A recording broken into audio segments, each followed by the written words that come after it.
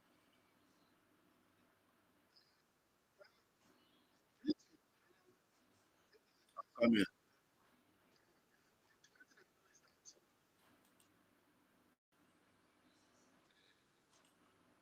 Another thing I want to address as the hot.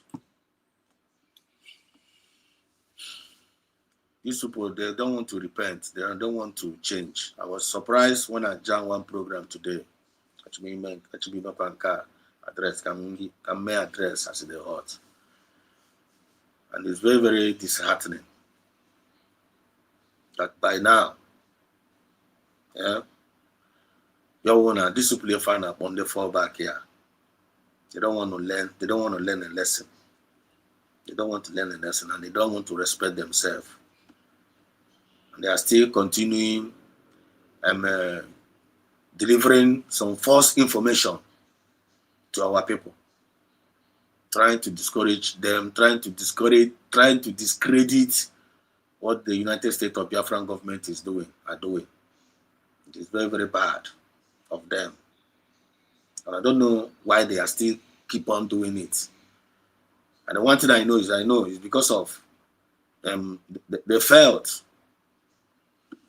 that the Tongo which is our DPM, they felt that DPM stopped their evil way of obtaining from Biafrans. And their posts were taken away from them, because when they were in that post officially, they were using that post in the brigade and obtaining from Biafrans in a very, very wrong way. You know, now like somebody like Vam, like a site so after the Finland convention, you know, post was taken away from him. He was no more assistant information minister. You know, they formed their own brig, and nobody was donating money for them again. All of them are bittered. They are very, very bittered. After the convention, because the government, the cabinet was reshuffled, and they took it personal upon themselves, fighting this government. But they will not tell the people why they are angry. They are anger in doing what they are doing. But they will be presenting it to the people that our government is fake. Biafra is not yet being declared. Trying to paint it out there that we don't have any government. It is a very, very bad thing they are doing. Very, very bad. And I don't know. This is what we call the high class spiritual treason these people are committing against this our movement. And I need to address it. Then again, I just jammed this guy in this guy program. This guy will call Marcel or Culture Marcel or something like that. That's our brother. Better guy in our program. Many people were calling in that program. And I came in and I saw this guy. This guy jumped inside this program. This Vam. Yeah, jump in. Let me share the screen. Let me just show you something here. Jump in. Got some kunu get into your journey we call here. Unu get into finish Vam journey we call here. Misinformation. And I want to address it as the hot. These people are dangerous, but I pity them. They don't know what they are doing to themselves. They don't know. They don't know what they are doing to themselves. Don't know.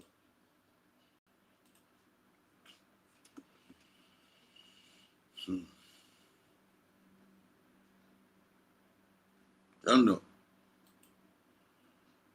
Okay, I'm there now. Let's just listen. Let's just listen and say what the Gunu I want you to listen this with me and hear what this guy Vam said with his mouth in this guy program. And they watch this guy. This guy, no, this is our movement. Or no, they didn't, or maybe I don't know. Not Chinese, I find him. Or a secular guy. Not I don't know where YouTube here, podcast here. You're talking about a neutral guy. The guy is just a neutral guy. The way I know him. But look at the guy Vam Johnny we go na program this guy. You will remember how evil this Vam had, and I need to address it. I need to add my voice there because we will not be silent about these issues. We will not be silent about these issues, sir. Whenever you see these people talking against us, you must debunk them. Atwashi 1, I'm gonna go Ezoku 5. I told you, and I told you, and I mean what I'm saying. I get no tobacco to fear this guy Corononia here. Pastor Van Van Van is already at work. We're supposed to close now. Good afternoon, sir. In fact, I supposed to have closed, but I see you are online. I say, let me bring you in first. Yeah, you did well. You did well.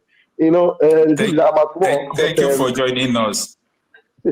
Yeah, I'm at work, but this conversation, even though it means risking 5 minutes of my time to engage, you know, I would do it. And I just want to appreciate you for what you've done so far, what you're still doing, because you know we will not give up until we see this freedom. And there's one thing Yes, sir. I want to. Can you still hear me? Am I still with this friend? Yeah. You're online. We are with you. Okay. There's one thing I want us to establish is the fact that we do not need to have some confusing opinion, especially when it comes to this issue. Confusing opinion in the essence that I heard someone talking about decentralizing army and then Biafra recognized and all that. All those are badadash bullshit. Because Gunano, give you this guy Brana Kona station. This guy, look at what Van Mebronia now call a station. This guy, this innocent guy, no nowhere. This guy who on a koto. This guy fan about culture. On a koto. Always just a neutral guy. The guy believes in live and let us live. The guy won't be. But what you say, this guy, Bam.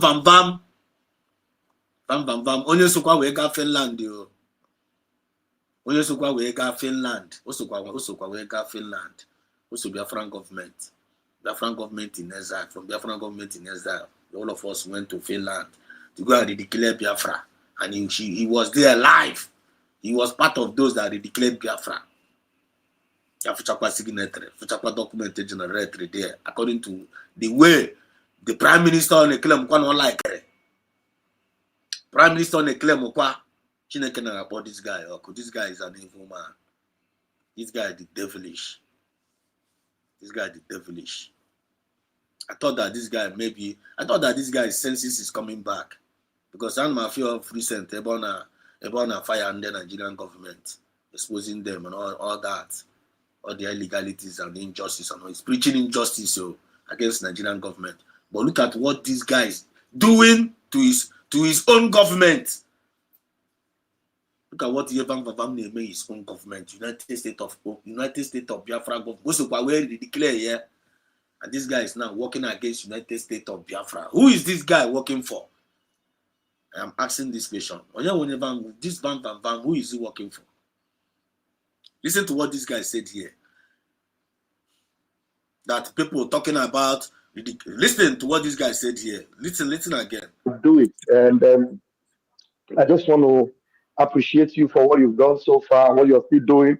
Because you know we will not give up until we see this. I want to appreciate this guy, what this guy is doing, and what is he doing. And what is this guy is doing? This guy is just a neutral guy. This guy is just a neutral guy. This guy now no chilling mad. If you know to this guy's Patana station, Kobia Paul is not mind of this innocent guy. Kobia Paul is not mind no culture. And I want to use this opportunity to talk to a culture. If this video, I will not go, no got cut to that side there, send or there. Culture we man that this guy here for Ome allow na channel here. Okay, rule no life here. This guy for na Van is a life ruler. On the rule no life in them matter. But the kind of poison on a buying them man now, which is very, very bad. And Biafran spirit doesn't like that kind of spirit. In this movement, we need it here. That is why they are being expelled out spiritually out of this movement. Now look at what this guy is doing on the ground. Going to platform, trying to poison our people's mind. And they'll be organized. No support we got Finland there. Or what no support we got Finland now. You'll be that near Fagra Finland government is not existing. Who does that? Who does that? Who does that? if not the enemy of our freedom. And Kehe would this guy, Kehe with intention of this guy doing this thing that he's doing. And at the same time, he's still claiming that he's fighting for the release of Mazi Nnamdi Kanu. He's still claiming he's fighting for the release of Mazi Nnamdi Kanu. Mazi Nnamdi Kanu, if only claim we're not fighting for his release. Kehe with the intention of Mazi Nnamdi Kanu of in this Biafra movement. Is not for him, Mazi Nnamdi Kanu, is not fighting for us to get a government of our own, which we have finally gotten. This guy now condemn. Then the same time, on fighting for the this is unbelievable. Listen to this idiot. This freedom. And there's one thing I want to. Can you still hear me? Am I still with this friend? Yeah. You're online. We are with you. Okay. And there's one thing I want us to establish is the fact that that is one thing he wants us to establish. We do not need to have some confusing opinion, especially when it comes to this issue. Confusing opinion in the essence that I heard someone talking about decentralizing army and then Biafra recognized and all that. All those are bad bullshit. You see that? This guy is telling this guy in the station here. Now this idea of na channel here. Now I'm gonna decentralize and we go USB. Now USB and they go declared. You have to go and then we go decentralized system. Our security is being decentralized, and then we'll go acknowledgement of our government. Now all those things, not Baba Dash. Could you imagine? All those things are not Baba Dash. I'm not gonna about this guy.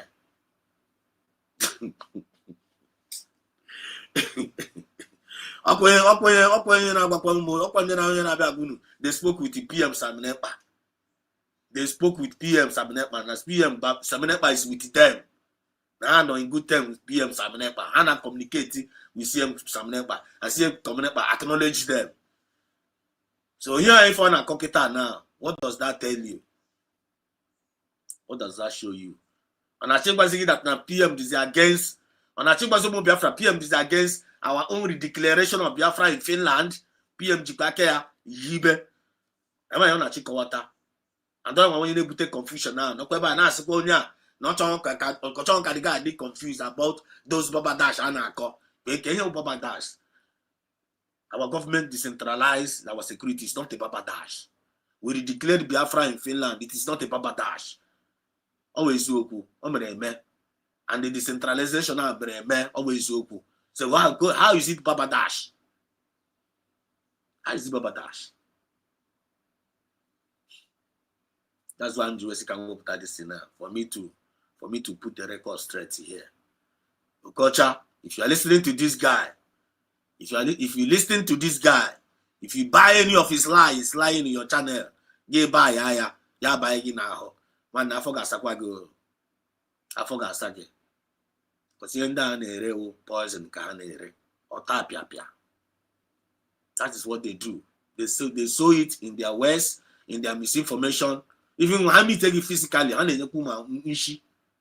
that they very, very evil.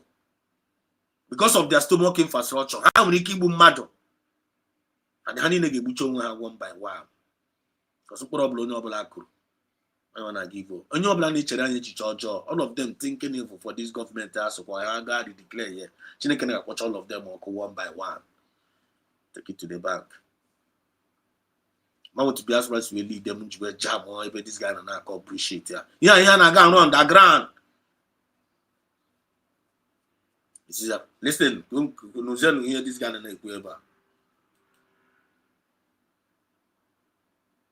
I don't think couldn't get a good more.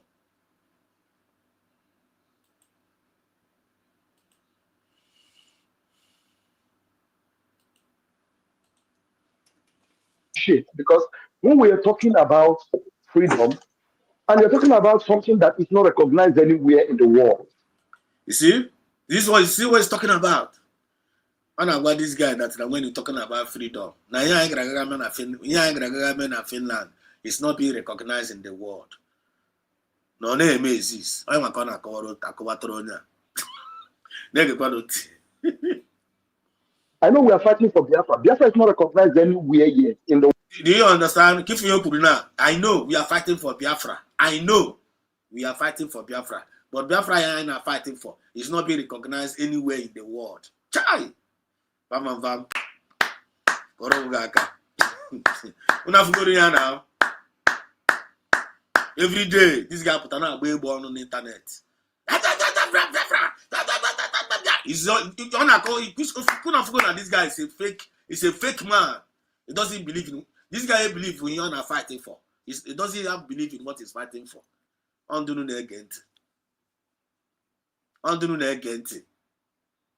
you go to that, no one follow this guy. If you anybody following this bam is lost.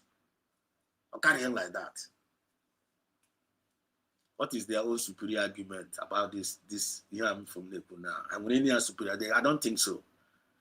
If you say no way, by the words of our mouth, we are justified, and by the words of our mouth, we are condemned. And all not going to Chineke na kotige se bonya ibe. All not going to mass na nikano kotige se be this guy ibe. All not going to PM Sabnepa. About my boss, uncle, I'm Obiara. Check the no I'm Obiara. He believes in his master. He doesn't believe in his master. He believes in Biafra Biago. This guy believes in Biafra Biago. Could you imagine? Could you imagine? Only no nekente. Then the Biafra flag teacher as well. Yiri Urumo Buya. They be talking about Biafra, but he doesn't believe in Biafra.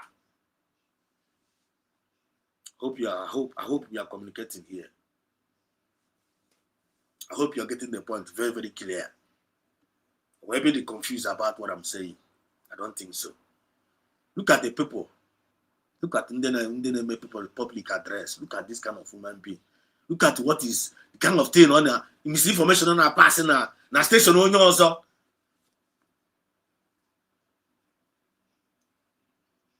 Yeah, if you na station on now. Okay, we are na station here. This thing not gonna go here now. Can Vam say this? This thing that he's saying in this Marcelo culture platform. Can Vam say this thing in his own platform? Telling Biafran in his own platform. Platform when follow around now. Like Ajire global platform here. Omuniki kuna platform here by telling Biafrans na Biafra final fight is about Onwerishi no Baba Dash. No Baba Dash. Now Biafra is not recognized anywhere in the world. Omuniki put on a station there, but he went to this guy's station and he's sowing this kind of misinformation to the people. And this guy with a very, very wide platform, with many audience. He's trying to let the world know. Now he find them about this because they're in charge. As long as he's not part of those that are in charge, as long as he's not part of those that are in charge of running affairs of this Biafra, he want to condemn it. You are a failure. You are a big time failure, and you continue to fail. You are an evil man, and you are telling me about God, and we be reading the word of God to me, and we be reading the word of God to people. You are evil. You are evil. You need to repent now and confess all your sins now. You are going extra length. You are going extra length in this your evilness. So up till now, seeing all this thing USB government is doing, 1 year, this 29, we're gonna mark our 1 year anniversary celebration of our independence, and you want to go and ruin it in another people platform, telling them that it's not real. And what are you doing that your CROC? What are you doing in Brigi? So all these years, child, shame on you. Shame on you. And all here. Shame on you. Shame on you. Listen to this fool. Listen to this a fool. The war. And somebody is still talking about Biafra government. Yeah, we have a Biafra government. I'm part of Biafra government. And somebody is still talking about Biafra government. Yes, see the way it's confusing. Look at the way the guy is looking at him.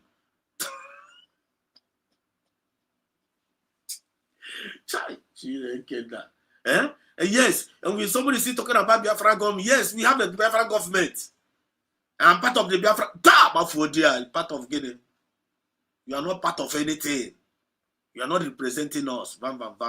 Ukocha, you see this guy, he's not representing us. So This guy was they were expelled out of Biafran government. The Ogenkere even ran away with our money. He's a criminal, a wanted criminal. He ran away with Biafran government money. Don't listen to this guy. That's why the reason why I'm bringing this thing out. I just want to add my own voice. Don't say we did not. Don't say we did not inform you. Don't say we did not inform you. Just like DPM have already informed the world that Ogenkere is not representing us. Ogenkere, all these Adabre, all these Elias, Brigi, they are not representing us. We only have one government. Don't play with that government. And they always define mandate. Don't play with it. Don't cajole it. Don't demote it. Don't lie against it. Don't do blackmail against the USB. Don't do it. But they refuse to listen. Look at what this guy is saying in somebody's platform. He cannot even say this in his own platform. Oh, even all those little gullible on manage. And GPM some manage. He will not. Van cannot say this thing in his own platform. I dare him. I dare him. Let him say in his own platform. Those little ones, all of them will leave him and run away. But you're saying it to the hearings of the one Nigeria. Because in the one Nigeria, they carry this. In the one Nigeria, I got to carry more. Now platform this our culture. Because always neutral guy. Always very, very neutral guy. Oh, you're not cheating. Now one Nigeria, them market now. How do Okocha I like here? Biafra the mad today now. Okocha will be in support. That is the kind of person he is. But look at this guy. This guy found upon Vam. Nigeria, Jiro Aka. One Nigeria, Jiro Aka. Biafra when I fight Jiro Aka. Then who is he representing for? That's the question I'm asking. Listen to him. They were not yet recognized anywhere in the world. And that's the narrative we must not twist to confuse people. I am part of the administrators in the Biafran government. And then when we talk about USB does not exist anywhere. Do you hear what he's saying? Do you hear what he's saying? He's part of the Biafran government. But when we talk about USB does not exist anywhere. Could you imagine? Could you imagine what this guy is saying to this our brother's platform? Could you imagine the poison this guy is releasing with his mouth to this our brother's platform? Lying through his teeth and saying that USB does not exist, even though it's also part of the government. These people need to be arrested. These people need to be arrested. These are the problems we are having in this Biafra. These are the problems. These are the cancers. This is the kind of poisoning this guy is releasing into this guy platform, which is a blatant lie. Blatant lie. Evil lie from the pit of hell. Thunder fire you there. Vam. May that mouth, this mouth you used to say this thing in this platform, may that mouth be condemned. Your mouth is condemned. Your mouth is condemned. Does not exist anywhere. Vam, you are not going to experience Biafra, and you are not going to experience USB. Every good thing that comes from Biafra will never be your portion. Every good thing that comes from USB can never be your portion. For you to say this thing with your mouth, you went to Finland and you declared Biafra, you danced, you celebrated, you enjoyed our money, we paid the ticket and everything for you, and you are here saying this. Oh my God. This is unbelievable. This is unbelievable. This is unbelievable. You are cursed with a curse. Now, this guy is saying in this our brother platform that USB does not exist anywhere. One,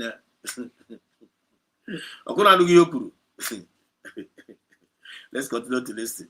Outside of Biafra, except in Biafra land, maybe you can talk of the homeland and all that. So when we're talking about this, it is better some people do not come on air and begin to display ignorance and stupidity. Someone was talking about, I will have a decentralized army. Who is commanding that your decentralized army? Who is displaying stupidity now? Who is displaying? Please let us judge this matter now. Who is displaying stupidity and ignorance in this particular issue? You see the people, those ones that are saying that Biafra has been redeclared and is functioning, and our security decentralized. And the people are acknowledging our government, which is in the air, it's in the social media there. Mali have acknowledged us. A lot of countries are acknowledging us. Burkina Faso have acknowledged us. Some part of Europe are acknowledging us. It's happening live and direct. We have done our first ever election. It went successfully. We did our referendum, everything successfully. We have our 40 state governors.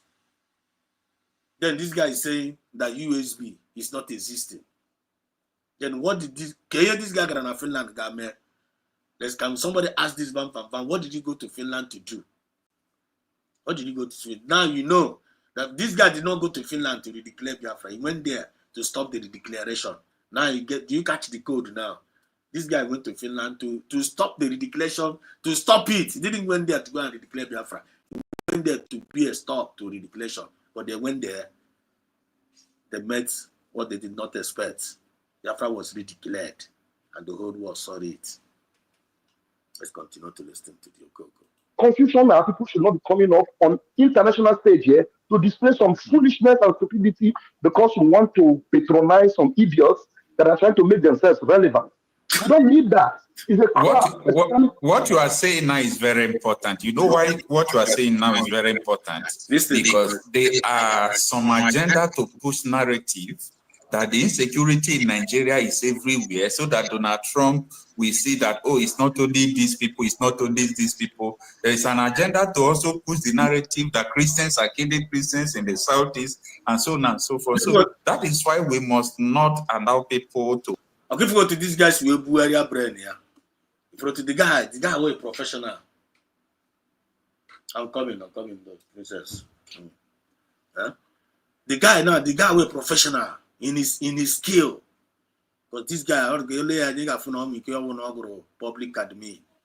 I'm going to handle them mad. If you those we wear brain no coca. This guy, if you hear the guy now Korea call USB. Now USB is not existing. And that was not the topic of this guy. This guy with a program, what topic here? What a topic about USB, whether money exists or not exists, whether with decentralization or it was not talking about unity USB or the epoch in general. This guy can be a cut USB. Now channel mado, and that was not the topic of this guy. Even when he was bringing this issue, do you see how the guy neutralized him? Tried to neutralize him. Say no, okay, so now some people trying to play the narrative that Donald Trump is coming and he's killing of the Christian. Yeah, let's continue to watch the drama as it unfolds. I'm going to go to come out and say what is not true, that Biafra educators have soldiers everywhere, all those, of which is not true. Exactly. It's not true. It's not true, honestly. Please, I want to advise that whenever anybody comes on your platform and present that narrative, debunk it immediately. You understand? Debunk it immediately, because we have security. You know, here is a public opinion platform. That is why we allow people to talk. You see, he's even trying to control the guy, even in his own platform, telling him how he's going to run his own platform. Those that will talk and those that will not talk.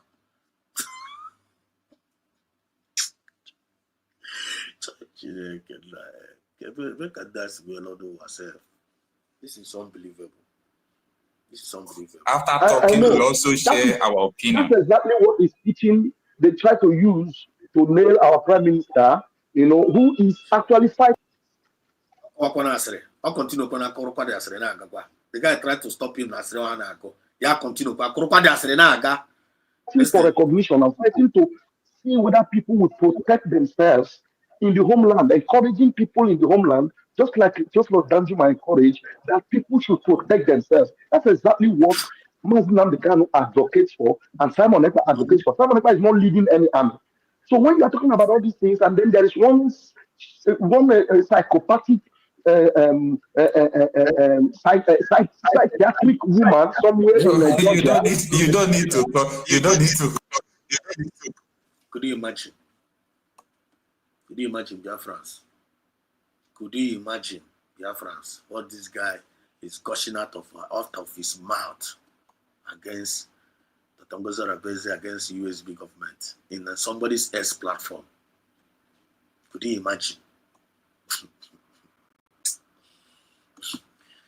Bam bam bam. Koromugaka.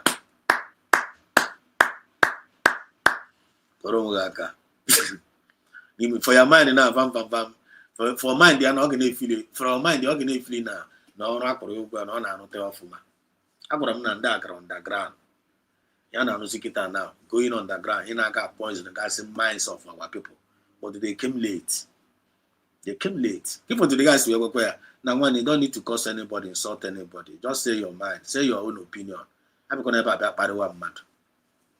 Up somebody they claim no pastor.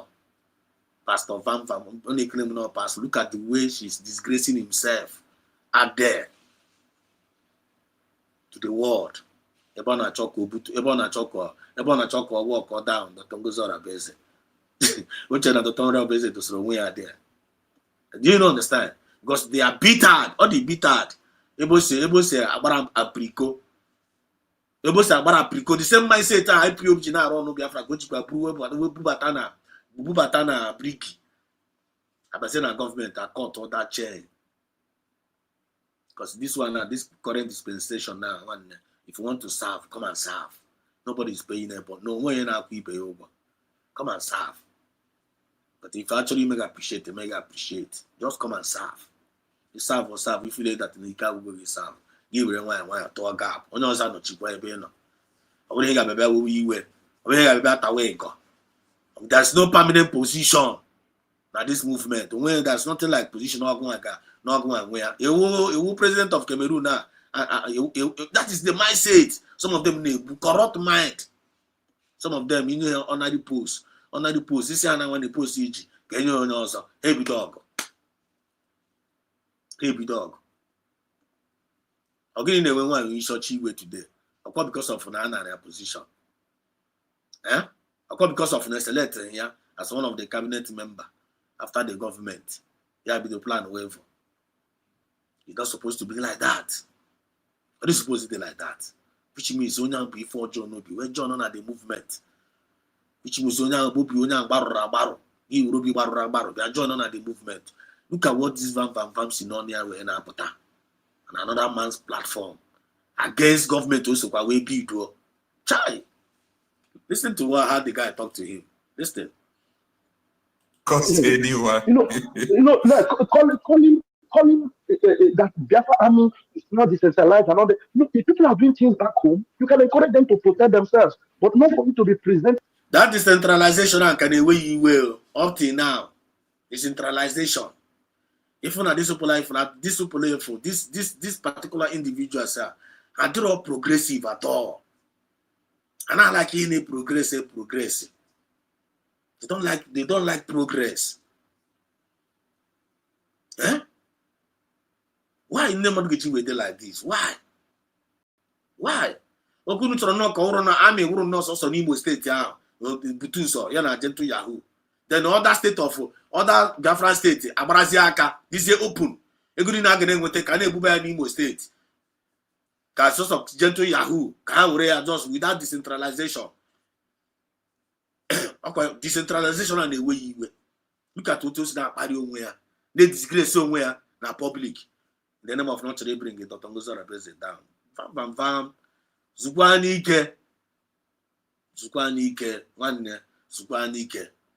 Yeah, in the is not going to help you.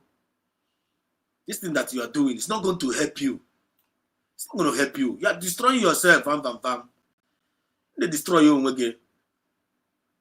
You are not fighting against the Tongoza Rabeze. You are fighting against divine mandate. You are not in charge. You are not in charge of the government. You are only but a citizen.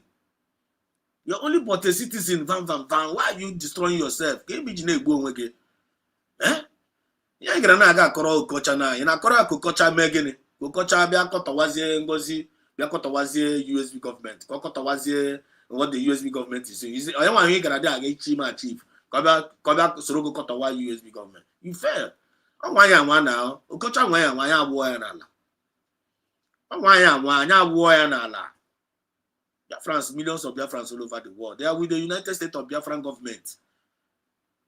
If I can majority people are minority, who know our minority, even you people not even reach minority. Banking and do to go. You know individual. What you are, individual. Individual now fight a whole nation. What is wrong with you people? You try to get poison mind of a culture. Go through back to the USB government. You fail. Culture cannot buy that format. Yeah, buy I forgot say now. Let's just round up with you and Let me do the some narrative that will now be putting some of our people at some very important positions in what we are doing to get ourselves recognized. Putting their what you are doing, everything, what you are doing. In what we are doing. In important position in what we are doing. In Finland, they condemn here. It's not name exists. And then after every condemn then what are you doing now? Achieve now. He condemn us now. It's not existing. They need to in what you are doing. Then what are you doing now? And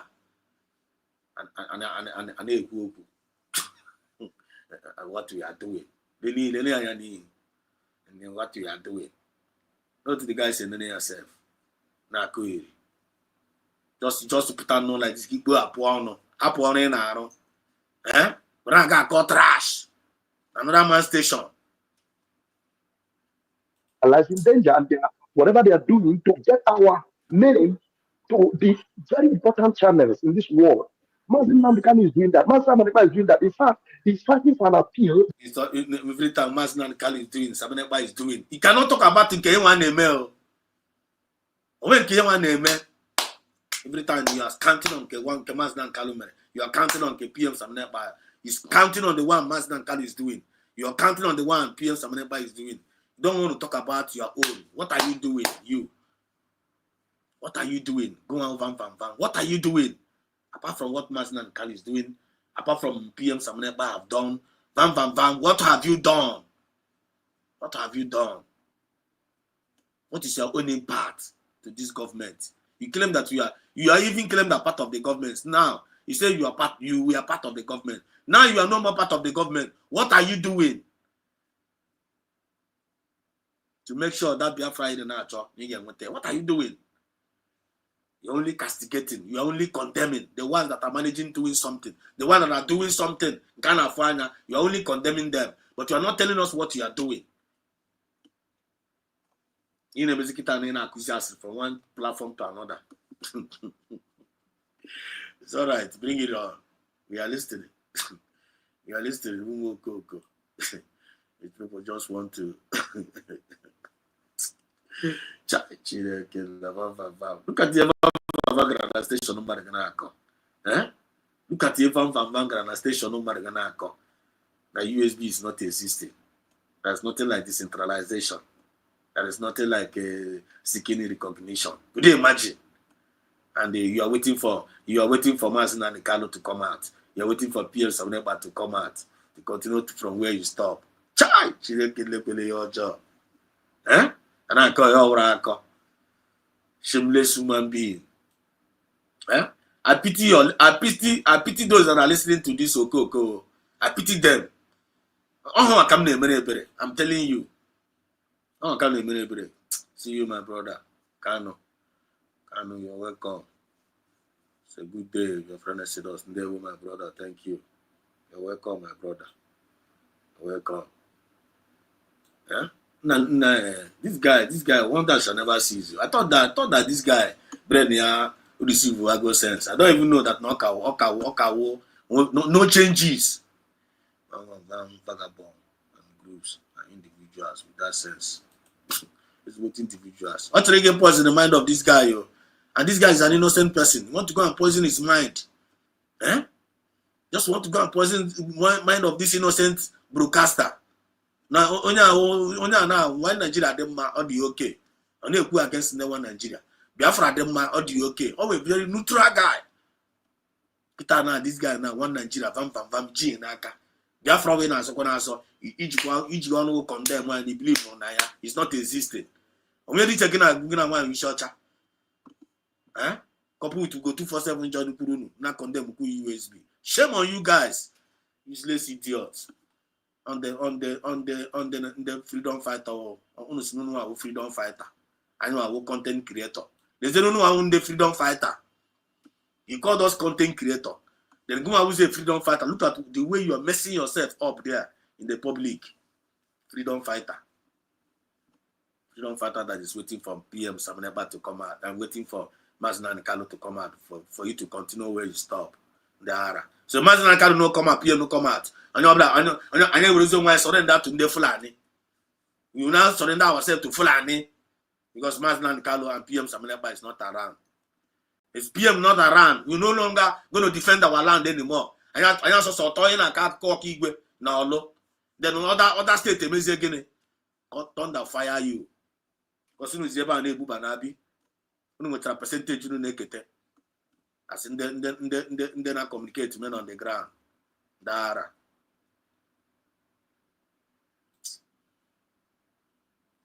Look at this guy, Kochagori for an account before my batana comment session. No chairman, they come. And I'm on the other side. Listen. That will make a lot of sense because right now, Donald Trump has made it, relevant for Biafrans to know that look, what Finland did to him is a crime. Even in Finland law, it does not exist.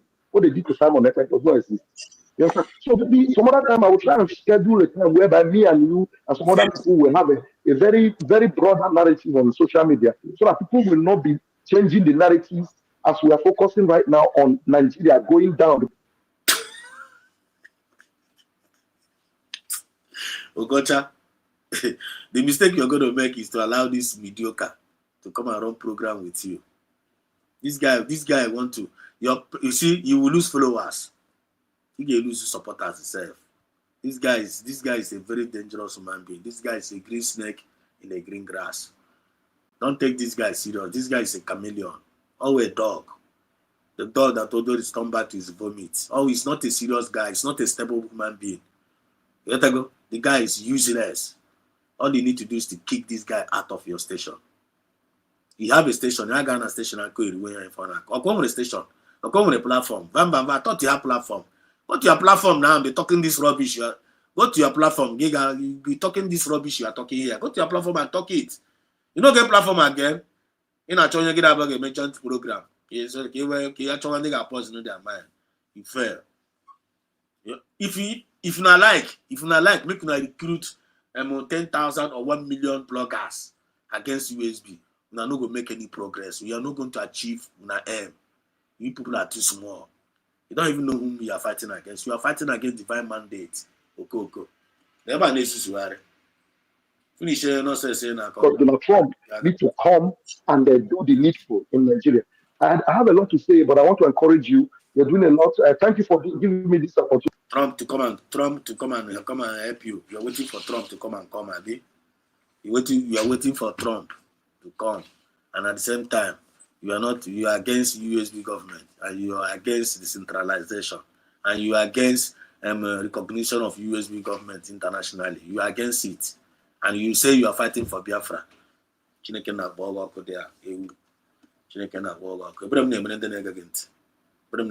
Biafrans, this guy is a fool. This guy will continue to. We are not going to keep quiet over these issues. We are not going to keep quiet over these issues. We are not going to keep silent over these issues. If you know, you know. This people, this individual here, called Ram Bam Bam, and the rest of them, these 4 bad people, they are fools, they are jokes, they are clowns, they are mediocres. All of them are suffering from Gangatuanetic tendency, maybe educational inadequacy, abysmal ignorance. All of them have become a nonsensical productivity. They are useless. If you see, that's why this is why I bring him out here, for him to let him know. I have for your art.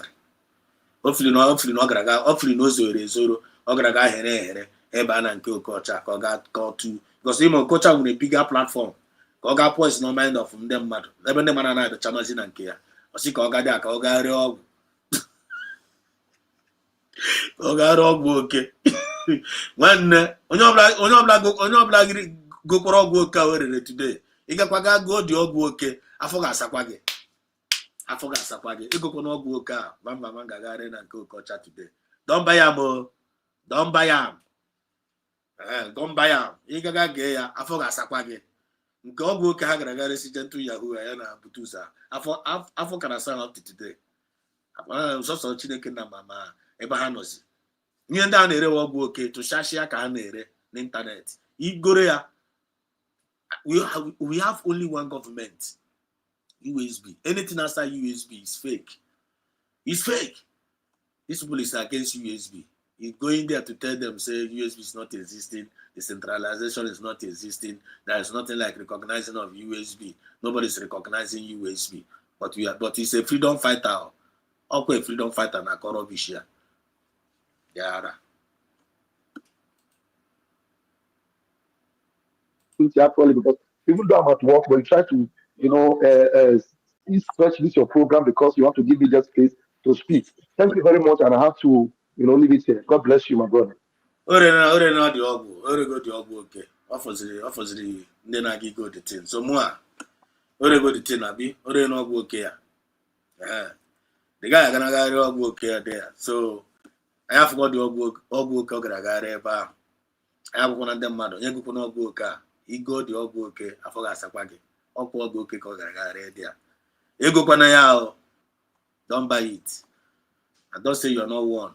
Ị gaga gụrụ ọgwụ oke ọ gara agagharị ebe afọ ga-asa gị ọgwụ nke anyị resịrị gị ebe a na antidote nke ngosiri mwepụtara ahịa na today antidote ka m ga wepụta ịfụ ọgwụ oke ọ gara agagharị m ga-ewepụtago ọgwụ antidote ịṅụ ọgwụ a mgbanyere gị na nwanne ọgwụ oke a ga-eme gị affect ọ ga-eme gị affect because a gwara m na ha kwuo eziokwu ha tụghachi 1 anyị ga na-agwa ụmụ Biafra eziokwu 5 ha tụghachi 27 anyị ga-agwa ụmụ Biafra eziokwu 50. That is our duty. If we fail to do so, which means we have failed in our divine assignment, we will not be silent or we will not be silent about these issues. These guys Owega Finland, also Owega Finland guy declare Biafra. USB. You know we bring up here. USB. I have a organization and there is nothing like that. Now USB is not existing.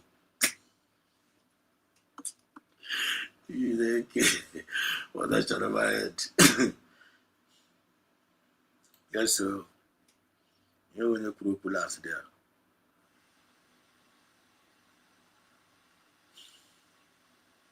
Yeah.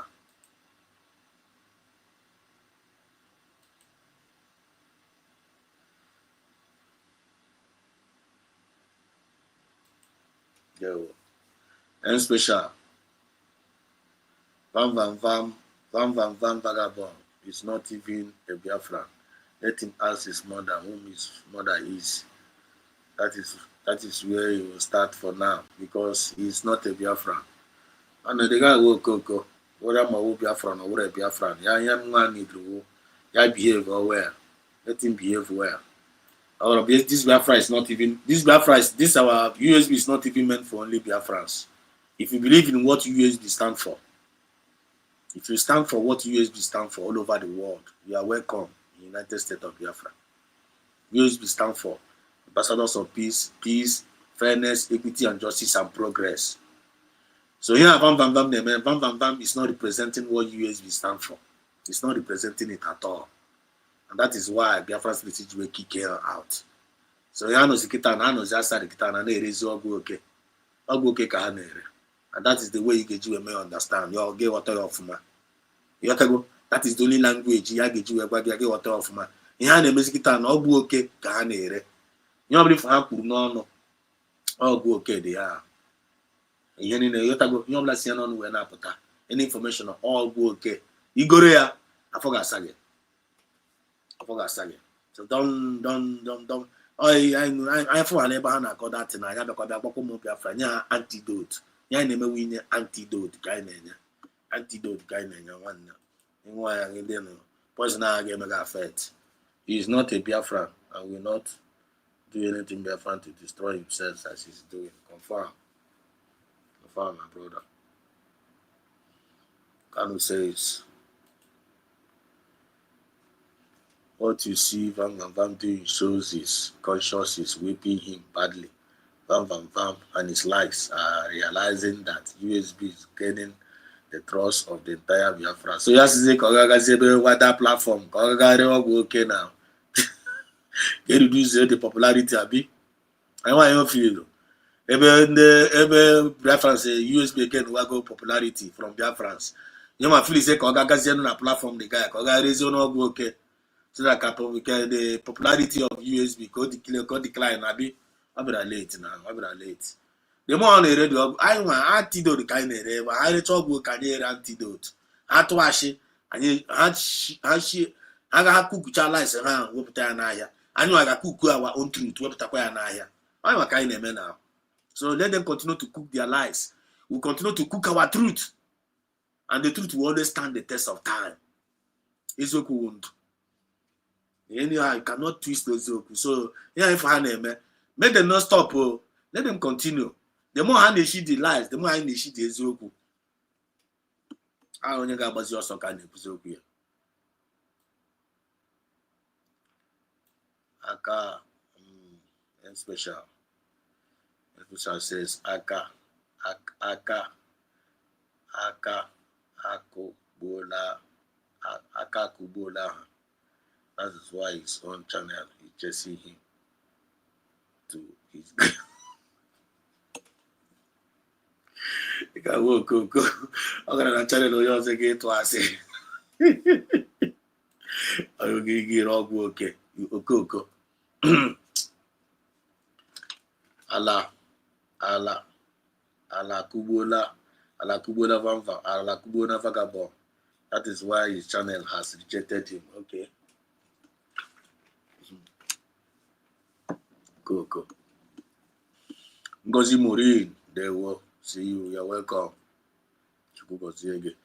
They will be a friend. Said also, thank you, my brother. Thank you, my sister. Thank you. God bless you.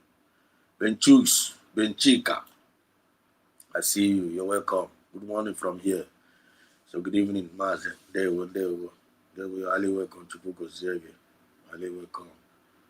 There's Yoku. Kano 507. Kano. If an international lawyer of a great repute like Dr. Masanga that is fighting for Africa freedom recognize USB and DPM Ngozi as having a legal status according to international law, who is Vam? Okocha made mistake, made mistake by Okoche Fubana.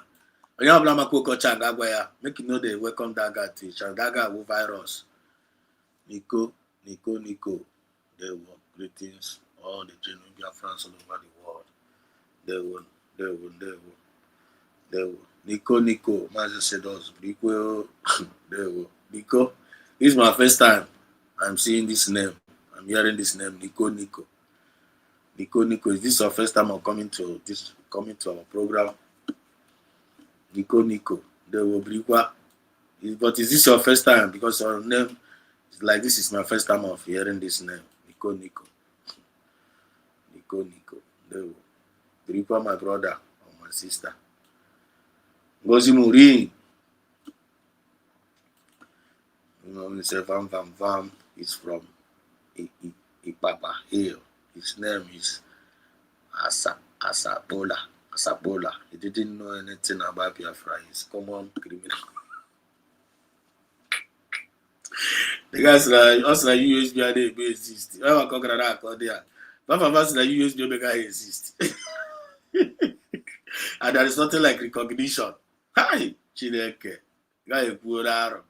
Opuraro there, one Opuraro than that guy. One so those. One Igbo. No mal. Agunne. Thank you so much, mommy. Kugoziege, Chebagi. Birigwa. Mommy, Birigwa. I don't know what I say. Birigwa. Oh, yeah, come here, I got me a while. You shut up. I'm a lion. It's very, very funny. So much love that to our brother. Birigwa. They will Birigwa, mommy. Birigwa. If I'm a kind of woman, Informer kind of woman, I'm a woman, but I know me former. About 5 free for my name, I know me or jaw. Mommy, I borrow the word of my brother. I'm like, Birigwe, he got it. Yeah, well. Nico, bam, don't see food, eat again. Just look at his face. Even a weird that now start to me project about Prico, EJ Bulego na buy. I'm a picture site out. The was a best about top board, Kuche on. Ya ba kuroge Cristiano wala ya bia ka oge Cristiano ya bia ka harukowa. Oge Cristiano ya bia ka harukowa no wala. Ya hapu ngozi na ikonu ha ego ne. Ya nwa ke na-ebunye ha ego oge nkiriwe mmagodi ya 1k dollars ya so wow. Ebe a ka ego dị. Ebe a ka oge dị. Oge kewe mmagodi ya 1000k.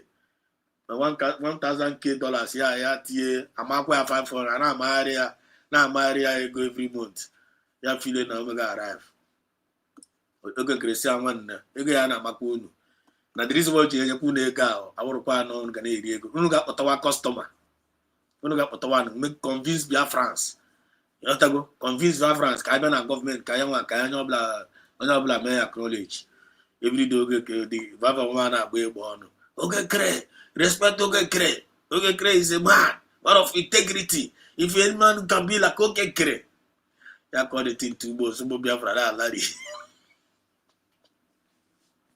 Come Biafra say, you take it see. Come Biafra say na ko take it ko ti gesi na agba anyi. Na nga ga soro nye bu ego ai we lari e. Na me ha account ego nke enyere enya. Ina sa nga soro ya. Come Biafra say mba na story adro clear. Na story adro clear one. Look at our money. We have our money gallery. No me account. And ever ya see ceasefire. Ya no go ceasefire. Then our enemies but our people. Then the same man can van na buy him back. I see am ba one na the story draw clear. No draw clear at all. One or draw clear. Mba o. But let Dr. Ngozi represent anya. Only Dr. Ngozi represent. Dr. Ngozi was even the one calling them come let us reason together. I want na boss. Only am I na children. Because I have to go kuchie my site. Jideko my IOU and ya Jienina. Jideko my men on the ground. Jideko my media. Give my idea. They went with media. People don't know what God did. I mean, when I'm going, this is a divine mandate. Nobody can fight against divine mandate and survive. You can't do that. You can only try, but you will fail. You will fail. USB way ọwụrụ mmadụ hibere ya ọ Chineke na hibere USB ọwụrụ mmadụ hibere ya ọ ịma na ọwụrụ mmadụ hibere USB a ị na fight against it ị ga-enweta ya but ọwụrụ mmadụ mgbe hibere this thing ọ Chineke na hibere ihe a you can't fight against what God nye Chineke na ji aka ya hibere you can't fight against it. Not impossible. That is the main point anyị na-asị ka eme ka ha ghọta which is a good thing ha ghọtara ya. Ọrụ masị na nkanụ si that na ha na-aghọta ife anyị na-eme na problem ha na-enwewo na ha na-aghọta ihe anyị na-eme that ha na-ekpere ha for them to understand what we are doing. Once ha ghọtara that na nwe ihe ọjọọ eburu ha n'obi bịa ghọta that na ọrụ ọrụ ọma ka a na-alụ ọ na-aghọta ya agaghị na-ezuzu ihe ife a na-ezuzu agaghị na-ezuzu ezuzu. I don't do to him when they fear of Biafran spirit in them na ha ji azụzu ihe ife na-ezuzu. Watch ihe Baba gara na nke ụkọcha ga na-aga akọ n'ọnụ ya adịghị ife ọkọrọ na nke ụkọcha. Do you know na Baba ma aga-akọnye ya na station ya ahụ ihe ọ gara agakwu na nke ụkọcha ọ ga-ekwunye ya na channel ya ọ ga-ekwunye ya dị ya ọ ga-ekwunye ya but ọ gara dị agakwuo ya ọkwa kụrụ n'afọ. Rosie nwanne m Rosie ndewo maazị thank God for treating this vagabond abismali grora. This motor abismali grora. Ignorance ha na-ebi. Ignorance ha dị na-ebi abisma. This people come to repent. Ha na-eche tufu akwa. Ndị nwekwara conscience. So vava mfuin the development ni na USB na ọ na-afụ ya. Ọ na-afụ ọganiru na-adị na USB. Ọfụgo ahụ daga n'iru. And the way nke a na-eme dị eme atọ na atọ. They say no Vam run government. Vam say na run government. CRC. Is it not a government? They make no care na nwanyi nwunye mmadụ. Yes, ha turn to government. As go okay no wahala. Ngwa we no CRC ya gaga unu no ọrụ kunu si no awo unu na emete ya. We no CRC serve one Biafra. They are not even using their CRC to serve Biafrans. Just how they use CRC in the main akọwarị asịrị. The only achievement nwere throughout the whole year, PM call me. I talk with PM on phone. PM call me. He asked me about my family. So young achievement. PM call. Apart from PM call, they don't have anything on the table. Yeah. Thank you, Rosie. Rosie Ndeo. Rosie Ndeo. Go to the full background. What I call the book, okay? My sister there, Vagabond, you said that you have a lot altogether. Say, why don't you say it on your channel? Vagabond, say you say that you have a lot altogether. Say, why don't you? Why can't you say? Why not join you on a channel here? On a channel, a wider platform. On agriculture. Actually, tip your channel that guy. Actually, tip the guy. Actually, tip here. That guy would a fool, make mistake, me invite, vam. You know, the channel look the guy can win issue. Channel look at the guy can win issue. That is okay, useless the guy. People get hate. Nah, just when you blame the guy, you have to that guy, you know. That guy always bomb mad. One of my always bomb mad. Must confess.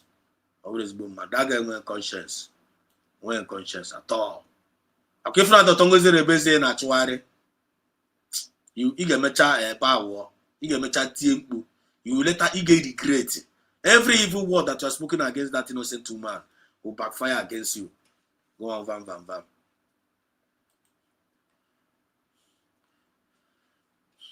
Vam is from a Papa here. His name is Asikbo. He's a common criminal. Every man didn't know anything about Biafra. Ngozi Moraine said, I'm special.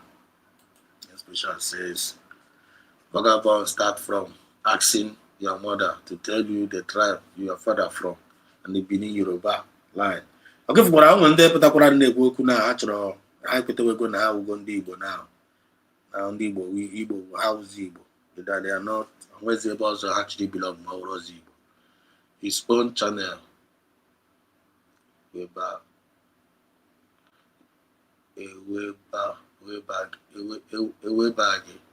issue. This is Olu State. I don't know why my name is showing Nico. Oh, Olu State. Now I'm on this StreamYard though.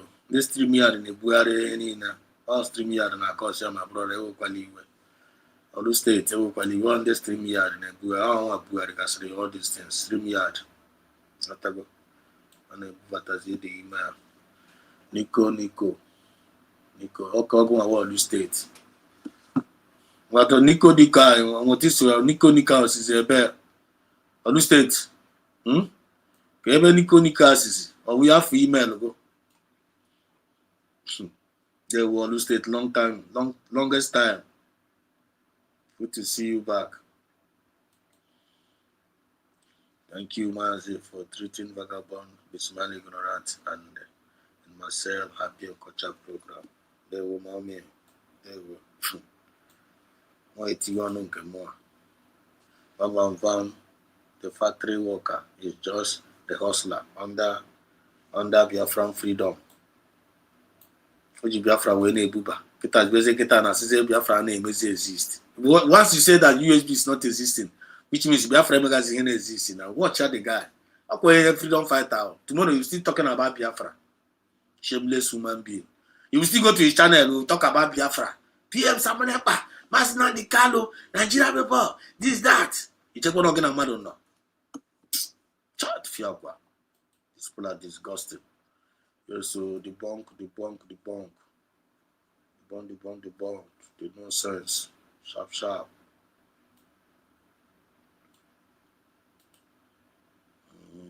I'm special. who we listened to Garam before, he said that he was there before, but not now. While talking Panadol and another person's headache. Not because they're not in India now, and because they're not in India, our name is exist. I am my own Akawata based on nothing with the government. The government is no longer existing. Oh no, no, the government. You have a government in the name exists. Just like we go 247.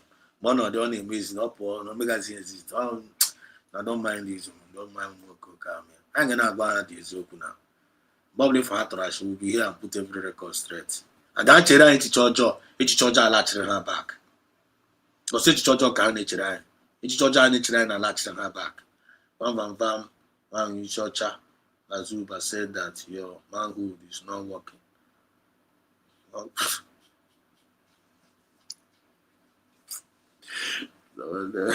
Personal issue and I come out drop a car. Gozi Bori, I come out drop a car, personal issue. Go personal issue one man no dey for that one.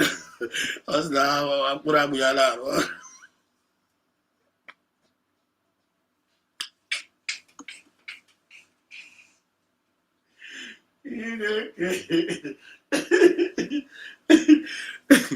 Well, I come my hand no dey for that one though. Well, you just Gozi Bori, my hand no dey there.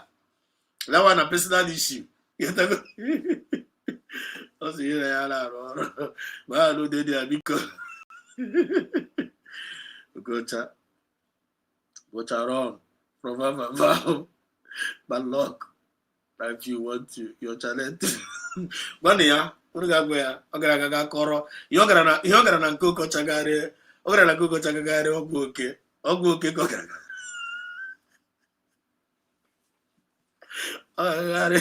Ogara rat poison na ke. Yogara na gere rat poison ogara gare na nkoko cha. Ugocha, ga koto. Imere mo hakro that rubbish ya. Go and cut it out. Cut out that nonsense. You for corona nonsense. Cut to put out. You for corona virus. Okwa ogwo ke corona. Got cut ogwo car out to cut out.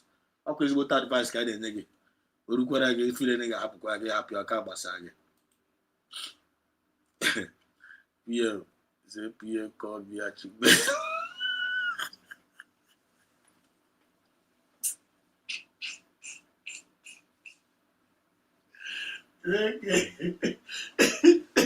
Oh, the only achievement I would know. Buru. Pierre called me achievement. I want to happen. Pierre called me back if I have a program. I want to let Pierre call him back again. I have a program. Hey, I am not Pierre called me. After that Pierre call, he also happened. But he also have on the table. PM call achievement. No man them Carlo. Gocha said Rosie. Gocha Marcel is an intelligent man. He will not give vaga relevance again because of his abuse marriage.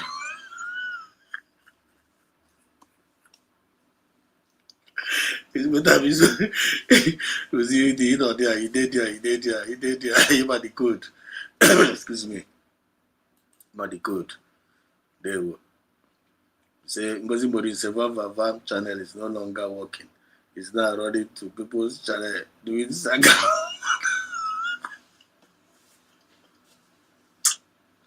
That guy, if you're corrodea, hi, the guy crushing on no. The guy said, the guy said, butu, ya because ya koporo here. The guy said, because ya koporo because ya make a point here. No like the title equal opinion here because ya make a big one. Yes, the guy not gonna be very careful. Then about that be a big group. Even on USB which is in a platform the guy today. USB citizen which is in a platform the guy that Marcel Okocha now get promote to the works of USB. So family Arabaya. Arabaya got the witch. One not relate. It's Tom Beno. We don't know from here, man. The reference those TV. General copy of France. They ask they Estebeno. Estebeno. Familiar name. There we You're welcome. Thank you so much for joining in. Araba. But also, Bido akawa ọnụ. If I cut our government, idiot. Egma, shameless, smelling mad. Go and treat yourself, Unushi. Telling you. Also. Meanwhile, let the situation under Nigeria now. To the enemy and take away from their recruitment source. What they will eat? Cassava, àgbàdo, corn in the morning, yam in the afternoon. It's good. Turn the so-called Yahoo boys to experts in manufacturing and creation of chips that the internet and all we can create wonders. Yeah, it's a successful again, a town hall different from Blue, Gulaba. If we reduce the purchasing power of the people, we can further slow down the economy. Let's widen the tax net. Meanwhile, Kita now, this is the condition of Nigeria, both spiritually and physically. If you know, connect the dots.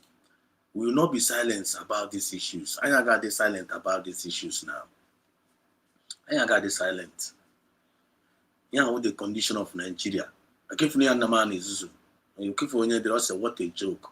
Nigeria is a joke. Nigeria is a very, very big joke. Not only a joke. Nigeria is gone. Keep for the man the whole president. They will come out in the public. They will open up their mouth to say something. They will open up their mouth to say something. I can make people know how.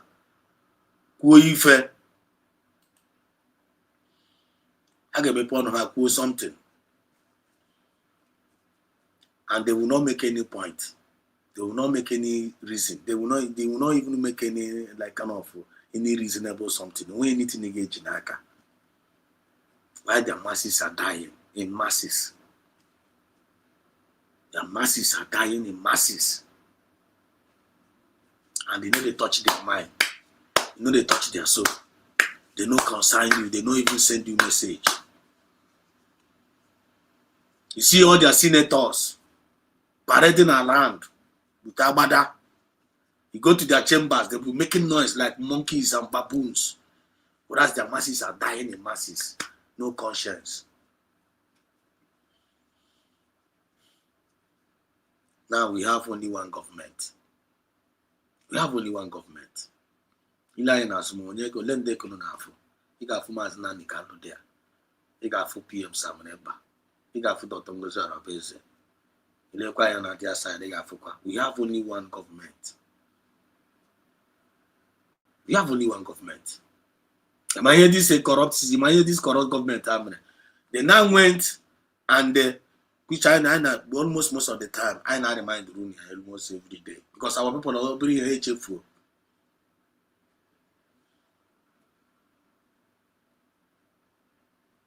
We have only one government. It's in Miami. This is in the Nigerian level government here.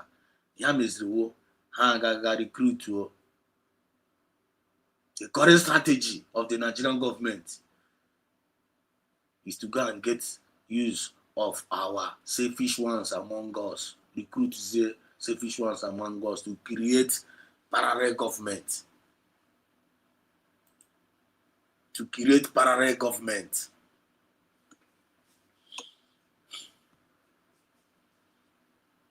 Okay, free hand na ko iri ba. Okay, free hand na ko iri.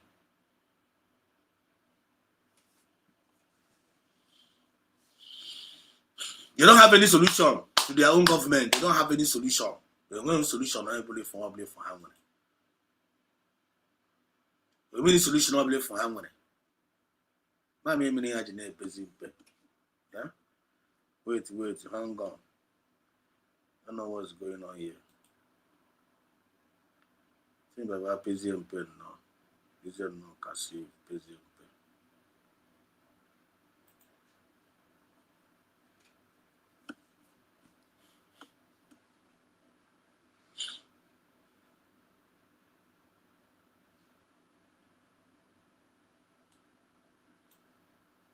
Excuse me.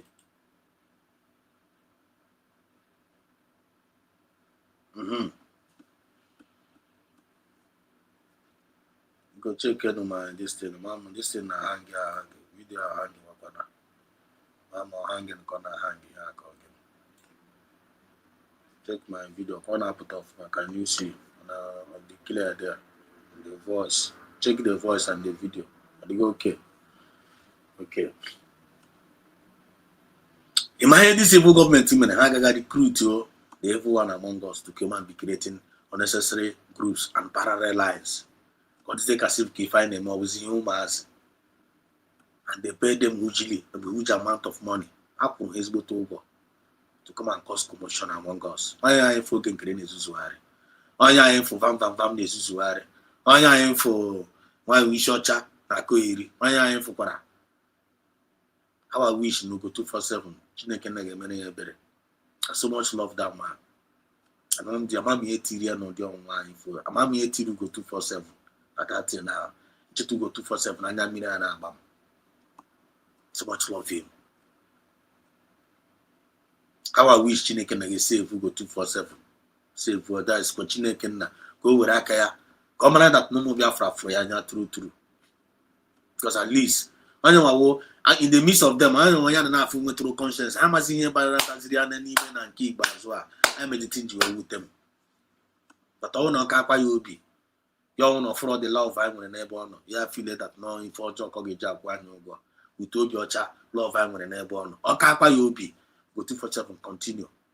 Oguma Jaka make it. Oguma Jaka make his the decision. We will not be silent about these issues. So see him when any of them put on to fight against this government in Kachineke Nanyani. And she had the privilege and welfare after how many decades of years. Chineke na mecha for our own government and they declared. After Notraka 1967 to 1970, millions of people able. Since that time, now, justice have never been given to us. Fairness have never been given to us. Equity not been given to us. And Chikebe wanted this opportunity. You all know these individuals feel that now after might have achieve this our Biafra, this our sovereign nation. Unu bịara na achọkwu mgbe apịtọ ya nwanne amụbụ unu nwede ebe a ga-esi wee na akaụntụ dị akaụntụ ya just na-agwa unu biko kwụsị na ihe unu na-eme be way moving train choose your crush your it will crush you. You are playing with Biafran spirit. Stop hurting yourself. Child, what is money? What is money to compare with your good name and with your good name? What is money to compare with your next generation who is at risk? What is money to compare the cost in a matter to yourself? Onye dị ndụ na-eri n'ego ego onwe na-achụ kwa ịdị ndụ gị rie ya why unu ga-eji nọkọta na-etipi onwe unu in the name of na-agba lịkalịka ka ị ga tipịa gọọmenti chukwu na-ji aka ya wee hibe nwanne rizina m na rizina onye ọbụla sị na ya fọrọ ndị a n'anya anyị jidekwara onye ọbụla ogu jidekwara ha ọfọ aka anyị dịkwa ọcha n'ebe ha nọ ọchụ nwa ọkụkọ nwe ada nwa ọkụkọ nwe ọsọ cheke rubbish van gara na-aga akọ na station onye ọzọ ndị name of chọrọ imegide Dr. Ngozi Orabaeze. Child, God have mercy. I spoke with DP in 30 seconds. I go achievement. I'm telling you. Also say ya pachitara. Any double nwere tere kepu anu ai na give favor yo takapụta. Yeah, come. Yeah, breaking news. Vam. So we spoke with the PM, BCC, BROC, Yara. These people can't even buy survival whistle. Yet they want to lead Biafra. USB has built the best national website in the world. It's an achievement. Confirm. Baba for achievement in the USB name. For achievement in na for China. Ya be with the USB on. No wahala. Anu ya wahala. Ya ga ko asịrị ahụ na-akụ. Onye bọtụ mkpa anyị na-ekwu ha. Onye ọbụla gara goro data asịrị ahụ a na-ekuko. Afọ ga-asakwa gị. Because afọ agwụ oke ka ha na-ere. Ọgwụ oke. Tụsịa ka ha na-ere. Ọta pịapịa ka ndị a na-ere. Ọta pịapịa. Don't go and buy the ọta pịapịa. Nwa ahụ isi ọcha ihe ifo na-ere na station ebe a ọta pịapịa ka ọ na-ere dị ya. Ị gara nke na-akpọ ya gịnị remigius ọta pịapịa ka ha na-ere. Hapụgo from the truth. Ha pụrụ from the truth na-erezi ọta pịapịa. They were once in the truth, but now ha pụrụ from the truth na-erezi ọta pịapịa. Ịgo ọta pịapịa ha afọ ga-asa gị. Cheke ndị niile na-ege ha ntị afọ na-asa all of them. All of them now listening to them. Afọ na-asacha all of them. Awụ eziokwu ka washi. Ọ bụ na washi, ask for link. Give us a no washi. Bring your superior argument.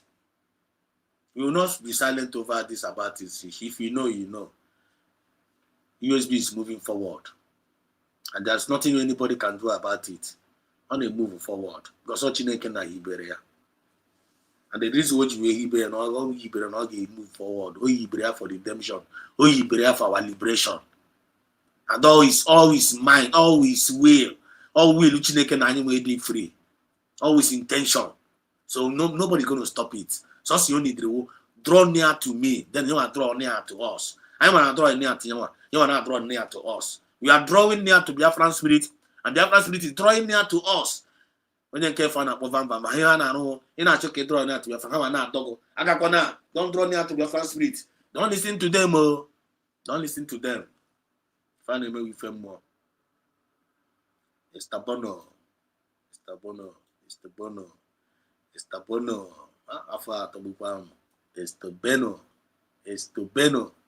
It's our time to put an absolute stop to the evil that keeps thriving while our good and upright ones in the Lord get moved. Yeah, that's what we are doing here.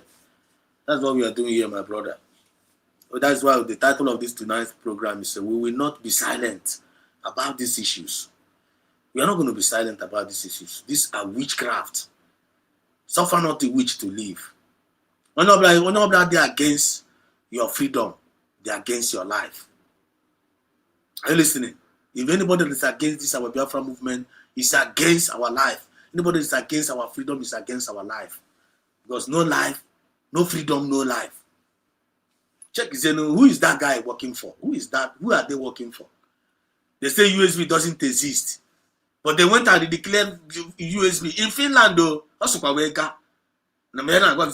exist. Why? Why? But you ever know magazine exist? Why would you ever know magazine exist? Why is it that USB is not existing? Why? I'll give them a message in a keyboard as well as when you put that in. Eh? Gozi is still a comedian, a comedian called no idea. No stone will eventually remain unturned. Yes, sir. Yes, sir. It's the Bono. Said any foolish person engaging into fight with USB is only making petition for his by confirm 100%. That is the interpretation. That is interpretation. One Igbo said Ugo 247 was my son. I adopted him in Lati, Finland, and I tested him to Lapo Chai. I couldn't beat that day. See? How I wish Chineke. How I wish Biafran spirit get money Ugo 247 How I wish Ugo 247 come back to his senses. How I wish. Or they quite late. He can still come back to his senses. We love him. If you can naturally, genuinely come back to his senses, we love him. When you're giant, you know. The guy don't try now. Why is he? Le vitre go 247. He win the war. Le vitre. He just know for no reason. I don't know why. I don't know. Joseph Madabuchi, Biafra Sedos TV, more blessing to you watching from India. There were Madabuchi. Appreciate you. Thanks for your kind word. I really appreciate you. Hope to see you some other time. Hope to see you always. Oluchi Wagada. There were and USB for life. 100%. 100%. 100%. Kawunkai. If I don't protect my own, Kezin can get protect. This is our own. This is our own government. If I don't promote USB government, or Nigerian government cannot give me promote to now. If I don't support my USB government, or Nigerian government, now we can support USB government won't can. And I through referendum. I'm protecting my vote. That vote election through the referendum. That is what I'm protecting. I'm protecting it and defending it. I don't know about you. I'm not defending, I'm defending my vote. I'm a referendum. Now I chose Minos within Nigeria. I don't have a referendum now. I chose Minos within that. I am thrown, I am thrown there. Not Minos with USB. I told me I told with my spirit, with my soul and my body. But I've been asking Omega Z exist. When you put that in one, the thing is very, very annoying. I'm going to church. It's funny, but it's not funny. So, couldn't enough. All these fallback don't understand is that Biafran agitation has changed to new dimension. And Biafra is now in the new dimension of nationhood, of operandum. Fallback is still in the bush, while USB is up. Confirm. 100% right.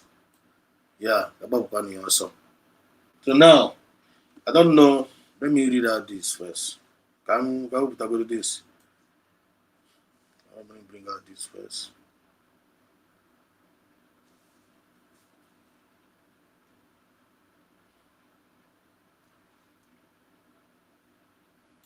I want us to listen to this.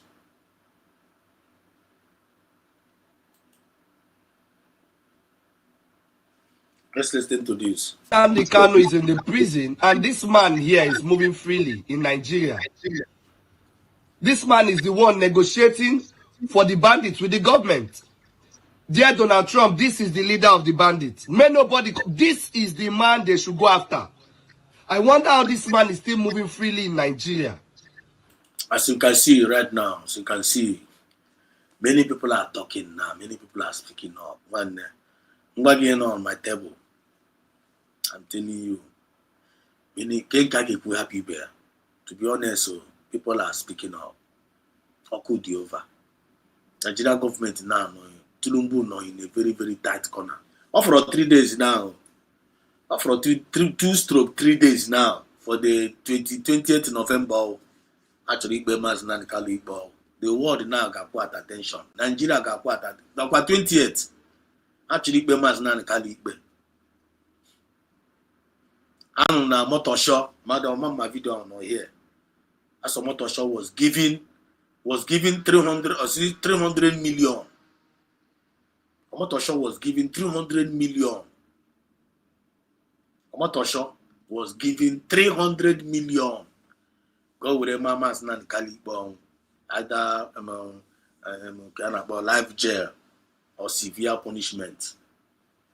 300 million. How is it going to be possible? How is it going to be possible? How are you going to jail Masnan Carlo, a freedom fighter? How do you think you're going to jail a freedom fighter? You have never captured him with the AK-47 in his hand before. If you be able to honor him, Masnan Carlo never seen OG knife. Naka. Only microphone. Let my people go. Why am I offense here? Let my people go with the offense of Masnan Carlo. I'm a PG with Masnan Carlo, but here for 5 years. We tear that away from the society. Cannot even see his family. Cannot even associate life. He cannot even breathe fresh air. Whereas this man you are looking on the screen here is walking free in Nigeria. This Gumi is walking free.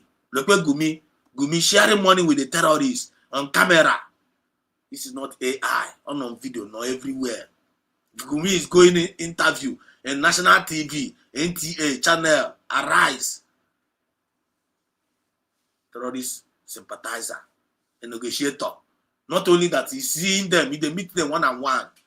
Then the Nigerian government will be talking about, we are looking for terrorists. We are looking for them. We will not be silent about these issues. I got the silent. We have been saying it, right? All these years, all the whole Nigerian youth, they kept adamant. All the whole Nigerian youth, they refused to talk about. Maznan Kalu has been prophesying, lamenting all these years. You know the good news now. The news guitar now. We are finding 10 years ago. The one Nigerian it is here now. I am a guitar now. No, it's not and it is the I know it's not I know myself. My sister told my name all these years. Someone was telling us I will push you do sister to you. My sister told me and say for Annie. Well, just 3 years, 4 years. Sister told me 5 minutes. Remember Kechipo mo Biafra. Sister told my friend Kechipo mo Biafra. I grow in Kitty Piani. I am going to sister told my sister told me the nine the spiritual. Not the spiritual. And you will train no wine. Sister told. And then manena wabara. Now that sister told me to stop it. She can that sister told me wait K-State. Kitas and then one Nigeria kita now. They basic all of them are now they are talking now. All of them. If when you come to today, even though I was laughing, but it was not funny. When you can't think, where is the natural resources? What is that? The guy needs a youth. Araba Goya. And they go and them now. Them the government need natural resources. But the Korean cap, Takonaonian cap, or Panati, oh, no, some go Takoneba, we need to put a book. Hey, to a go. Listen to this, our brother. Listen. Who is Sheikh Gumi? Is he bigger than this country? So Nnamdi Kanu is in the prison, and this man here is moving freely in Nigeria. This man is the one negotiating for the bandits with the government. Dear Donald Trump, this is the leader of the bandits. This is the man they should go after. I wonder how this man is still moving freely in Nigeria. Who is this man? Is he bigger than the government? Is he bigger than the country? Is he bigger? Is he that big to the point the House of Assembly will tell me they've not been seeing him? This man is not just in communication with them from phone calls, but he has good relationship with them. This is a picture of him delivering ransoms to these people. This man has been agitating, telling the government to come and do what? Compensate the bandits for them to calm down. He has been the one saying this all along, every day. But this man is still working freely. Tomorrow I go come outside, I want protest. I want talk about government. DSS will come after me. Who is Sheikh Gumi? Is he bigger than this country? Who is this man?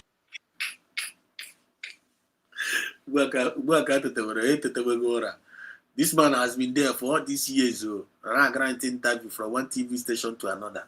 Nobody asked who is this Sheikh Gumi. 2025, how do I go? Who is Sheikh Gumi? Is he bigger than the Nigerian government? Yes, he's bigger than the Nigerian government. As a matter of fact, Gumi I'm the president of the Bandit Republic. This Gumi is the president of the Bandit Republic that have taken over Nigerian government. That is who Gumi is. Gumi is the president of the Bandit Republic that have taken over Nigerian government. And on the APC, Aerofire, Buhari, the bandit here, route to Nigeria through the help of Gumi. So after Gumi, they paid Gumi to recruit them. After Gumi recruiting them, place them inside all their bushes and all those things. At the end of the day, Gumi now turn against the Nigerian government. And now, on the threat, we raise the bandit and the threat all the politicians.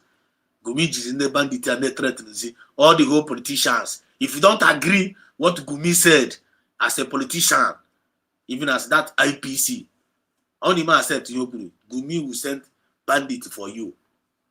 If you know the reason why they are afraid of Gumi, because now they reintegrated that those bandits into the system. After Eru to Charaha, Gumi finished Nigerian government. Gumi finished Rihana. They used Gumi to recruit bandits. Then Gumi was paid heavily. He started recruiting bandits from the Sahel, all those neighboring Mali and all Bugoti. They came into Nigeria. Emepere ha border. Say I come in, Anabata, and they have my passport. They have my They will now, after recruiting them, they will now reintegrate them into the society. It teaches some of them in the army, soldier, navy, police, even in the political system. All those bandits, and thought Gumi would be their president. That's the reason why Gumi is more powerful than the Nigerian government. But how dangerous Gumi are on there. Now you getting the point. But Nigerians, we are sleeping. When Maznakan was shouting it, screaming it, nobody refused to listen. Now, how got to clear that picture? Now they are now asking, who is Gumi? By the time Bahabeba was who is Gumi, how do you go late?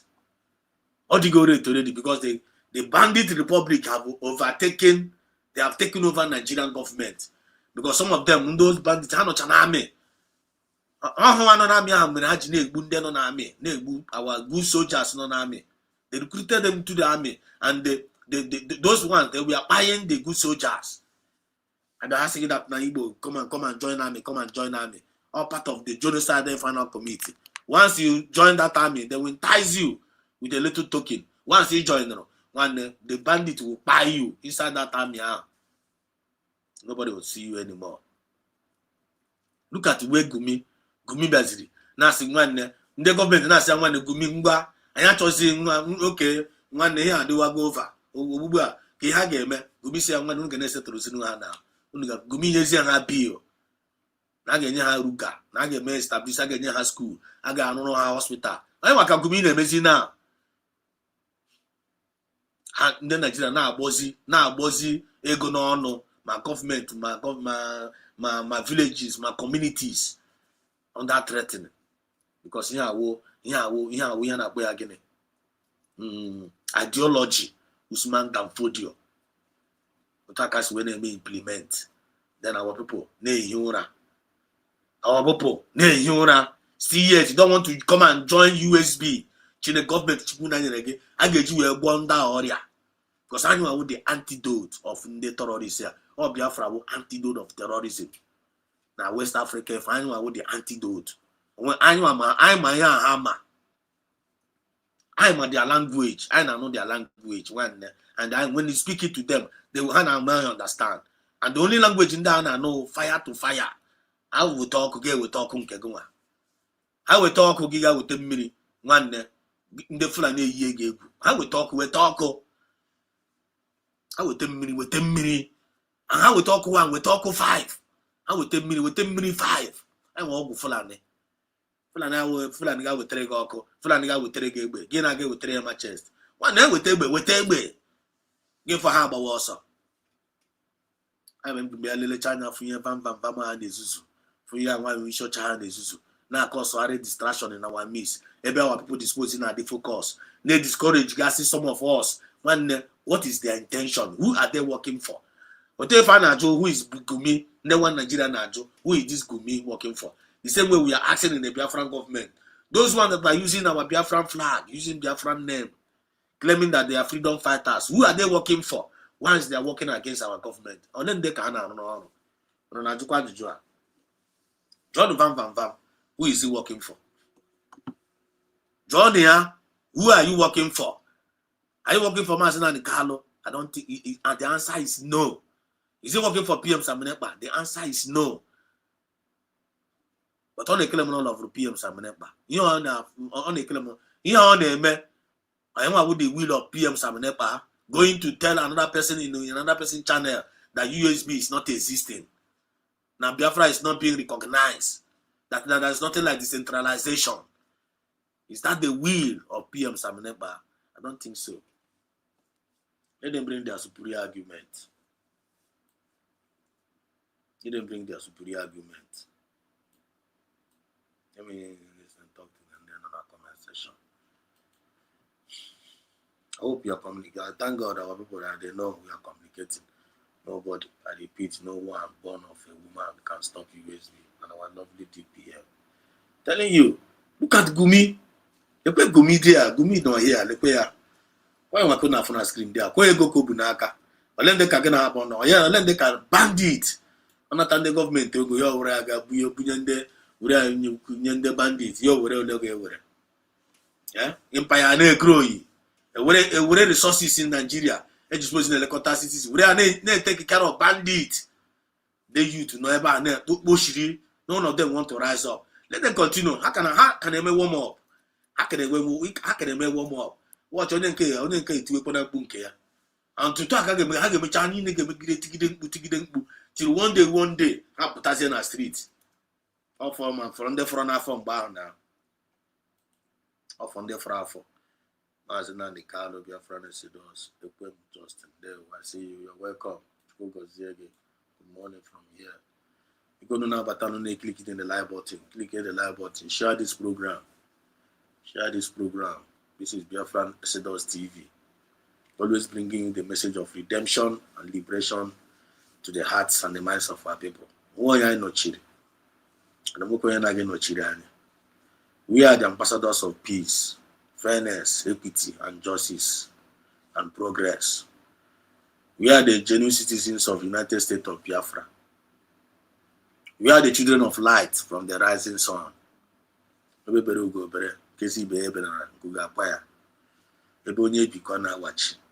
Live and let live. I can't believe for that. You watch Akita no get create preach our message. And I so much thank our DPM for putting every record straight, letting the world know. Ogenkere is not representing us. Elias is not representing us. Dabiri is not representing us. Brigi, they are not representing Biafrans. These people are paid agents. They are not if Ogenkere na go na get because in the Russia issue. Idea. Ogenkere na get because in Russia issue. Ogenkere na get because Biafra yana India issue. Na get because Biafra yana China issue. Ogenkere last broadcast here. Thank God the DPM with the information. Cut right there back. Claim disclaimer. We don't know that guy. The guy don't know us. Anyone that's listening to Ogenkere at your own risk, USB we don't know these people. We don't know them. They are not representing us. They are not representing us. Where is Russia? Where is Russia? Where is stupid Russia? Imagine when we don't now castigate in the Russia, now castigate in the China. These people they bad. These people they evil. These people are evil. I swear to God Almighty. Are they evil? Thank God we DPM put together right on DPM have brought into America or the whole world. Or the woman attached na Twitter today. Website the thing, stated the thing very clear. This guy is not representing us. Because these people are evil. When I cheat here in Ansobu, Chineke na be egwe. I don't agree. You are not rich until you have something money cannot buy. Yes, sir. Yes, sir, mommy. Yes, sir, mommy. This guy Man, a man that openly comes out to support banditry, but we are still harboring this man in this country. The governor of Zamfara State came out and said he will wipe out bandits in less than 2 months or 1 month. But the security agency listens to their organ at the top in Abuja. You people are just playing games with us. Who is Sheikh Gumi? Why will Nnamdi Kanu be? I'm not even making this video because of Nnamdi Kanu. I'm making it because I see this country, anything that has to do with terrorism, you'll be captured and you don't understand, you face the law. If Nnamdi Kanu is facing the law for coming out to speak out of freedom for his people, and this man is out here promoting and supporting banditry, but he's working freely. You people are jokers. Tinubu will they wait for you 2027. Not worry. Nigerians, content creator, influencers speaking out concerning insecurity in Nigeria. Everybody should pause this man. This man is the problem. Who is Sheikh Gumi? This man must go down. He must face the law. Who be this man? We will not just be calling on Donald Trump to come. Meanwhile, we know somebody that is highly behind banditry in Nigeria. Oh. Nobody is talking about this man. This is the man this is the problem of Nigeria. This man. This man. If they wipe out bandits and this man still there alive, bandits will come out again, because these are the pioneers and the brain and the men behind banditry in Nigeria. Yeah, the guy has spoken. Who is? The guy has spoken, and I ain't agree. I ain't agree. Zi. I ain't agree. Zi. Yotago. I ain't agree. Only one Nigeria, and over to a very brilliant idea. Who is this Gumi? Nigerian government, let them answer that question. They are looking for how to capture bandits, whereas their leader is there. So if they want to treat the cancer, cut it off. Gumi need to be arrested. That is the chief terrorist, and the man is on run. The man on the run. Gumi is on the run. Gumi is on the run. Gumi is on the run. Before I go to the next thing, this one is going to be to whom it may concern. This one is going to be to whom it may, because that's charity begins at home. I am a one. But it's very, very important. I saw this message and I felt it is wise for us to. What is that message, self? Very good.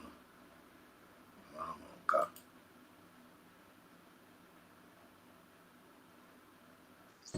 It's okay to marry a beautiful woman. My wife is beautiful, so there is nothing wrong with it. Okay? Okay. This one now to whom it may concern. To our women, to our wives. God, charity begins at home. God, charity begins at home. This one now for families, for our wives, and to whom it may concern. Because the time on our woman family, I will come a family. I'm going to move your mass. More care, my own blank, to say around family are quite all right. But for me personally, I try to go here. This our brother could hear. This man could hear. To whom it may concern. Our mothers, our wife. Some of the time, more time now. And my like we do. Anybody that give me peace, one of the best thing a wife can give to a man, wow, who don't be based on my own understanding now, and based on what my father told me too, based on how it depends which work, but no blah and care. I'm an I in the era of Gen Z, new generation. Things now work is upside down. Things are now see the world is supposed to ga. We got okay and wine like this. You have to wine. It's one naturally long one. It's family. Family is something we bound. Always something now we're bound. You have to go between man and a woman. Always bound. Between a man and a woman. Bob Lamar no can decide or see naturally wine. Each other wine no law. One Rock over refill. He disposed my finna by into it. He disposed. Who could dispose him man where why am I on where? No camera roll ya, why am I no roll ya? Work out room worker, why I work on wine. And where fairness, and where balance, and where equity, and where justice, and where progress. Even man is no loud. Here I find a preaching like Biafra, what USB stand for. We first of all, I get boost of practice away from our home first. From my marriage. So I'm going to go to here. Go to the message, then I will now add my own to it. Watch this video. Let me tell you, brothers, what you need from a woman is not beauty. It's okay to marry a beautiful woman. My wife is beautiful, so there is nothing wrong with it. Okay? The highest thing you need is peace. Many men have died because they don't have peace at home. Many men have lost their business. Some have even killed themselves because they don't have peace. Not every woman can give peace. Some women are warriors. You don't want to marry a warrior. There is a soft part to a woman. Every woman must learn to be tender. When your husband is raising his voice, that's not the time for you to keep quiet. The Bible calls it a gentle and a meek spirit, which is priceless before God. That you must learn to be quiet, learn to talk to your husband at the right time. When his temperature is high and he's about to hit you, there is a soft answer that comes out from your mouth. It dismantles that anger. But that's not the woman of today. You say cha, they say cha cha. You say cha cha, they say cha cha cha cha cha. You say cha cha cha cha, they say cha. What kind of? There is a problem in our country. And I want to him it may concern. You go. So, okay, do you agree? You may agree with you one here. You may agree with what he said. I only agree with Nyama. I only disagree with Nyama. You come for right here, but I give back what is in your mind. For me, this man, message joy for I agree with him. Because more okay. More I need the peace. I need the peace. The best gift that a wife can give to a man is you don't get broby. You don't get broby with the best gift a man can give to a woman can give to a man. You a wife. If you can give to your husband with them broby, you have given your husband the best gift. So someone can need it. Don't get broby. You man wine, you get any wine, you get any digging, don't get broby. You don't need to continue in that marriage. You know, from my own side of my own Yotago. And then I won't was because in Yotago we are continuing because some other things in Choripo I said by I conclude well. So at your meeting link now I've said some few things, I've got some few things. So this is the link. You're not black free, no you want to add up to you want to give your own inspiration, you want to talk to more Biafra. Because this channel belongs to you, the movement of the people by the people and for the people. Feel free and click this link and talk to us. Come and express your own feeling. Tell us how you feel. Some of the things I find in Bugasi here. If you have any superior argument, bring it on. If you are in opposition, please, you are welcome. If you are in opposition, you are welcome. Come here and talk to us. Tell us the way we are, the place we are not doing it well. Any better option anywhere. Please bring it on. We are not here. We are not here. We can't promote hate. What we promote here is unity. We promote love. We promote peace. We promote fairness. We promote equity and justice, and we promote progress. So come and be a part of this family. Understand? And we are the citizens of the United States of Biafra. Even though none of us is perfect, but we are growing towards perfect. And we are growing towards perfect. Make us a better man, make us a better woman, make us a better youth, make us useful in this United States of Biafra. I talk at this United States of Biafra, the mouth they are in Aka. I talk Otipia, or they are in Aka. You talk about they are in Aka. You talk ID progressive, Osia in Aka. I talk Asa, Osia in Aka. I talk all the united, because all united we stand, divided we fall. I talk all the united, all the in Aka. I talk on Kayako Sahini in all the Painaka. Are you a builder or are you a destroyer of this movement? I am a gas at the Ajuja. You're talking my point. So, when I never now, okay, this guy, okay, this. Think. Then I never now. Oh, the record was about this one. What is this? For medical system. It's not supposed to be so. It's not supposed to be so.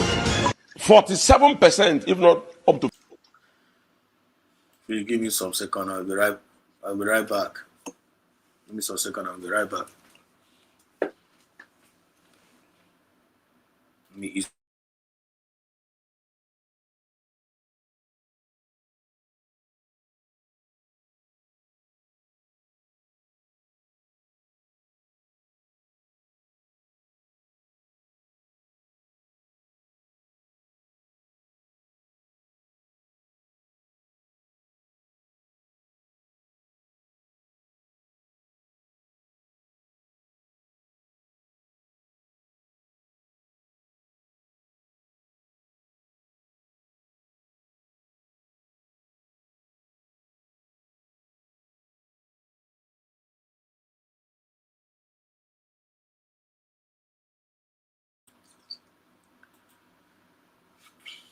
Yes, I'm back. I'm back. Let me go to the comment section.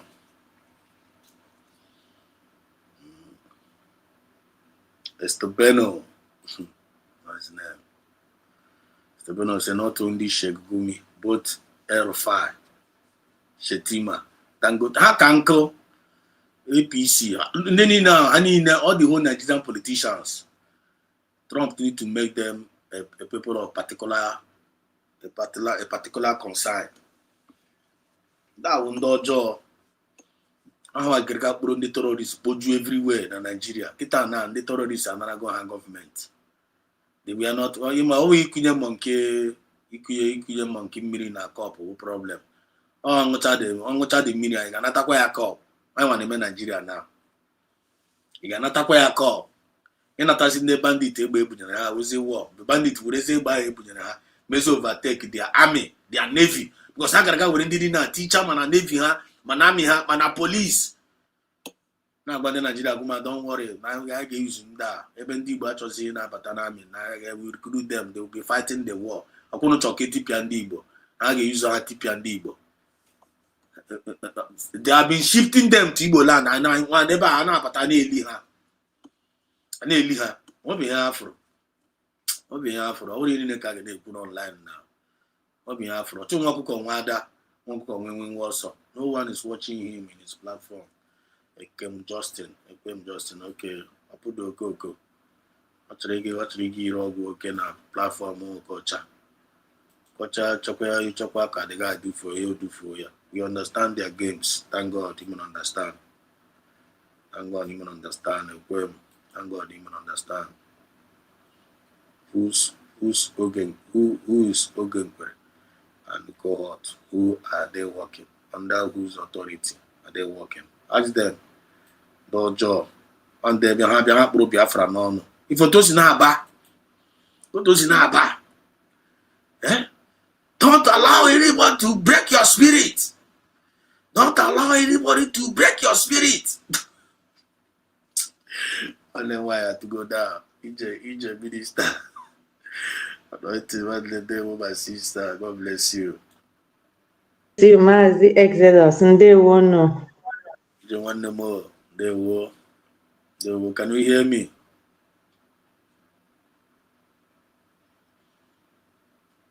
On this, eh?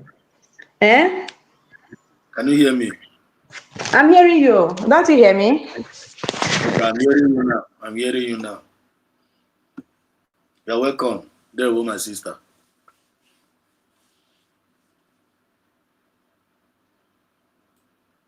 You did so well on this topic. Every topic you were there on Anya.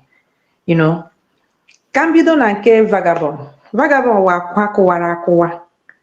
Again, pokota ya again. Ya wanu we me agree na ya wa kwakuwa. And that ya will Mr. Egg. So, oya meroji gbara chọrọ ebe ọ ga-ejide kwu okwu because the channel onwe onye na-egezi ya ntị. Vagabond akwụwala. So, going to another channel to destroy that place is an evidence that ya wanu onwe ya acknowledge la na ke ya agala. So, onye gege ya ntị is to that person's detriment. Yes, Vagabond ejila ka conclude onwe. O build the platform. O feeling not big and was big then.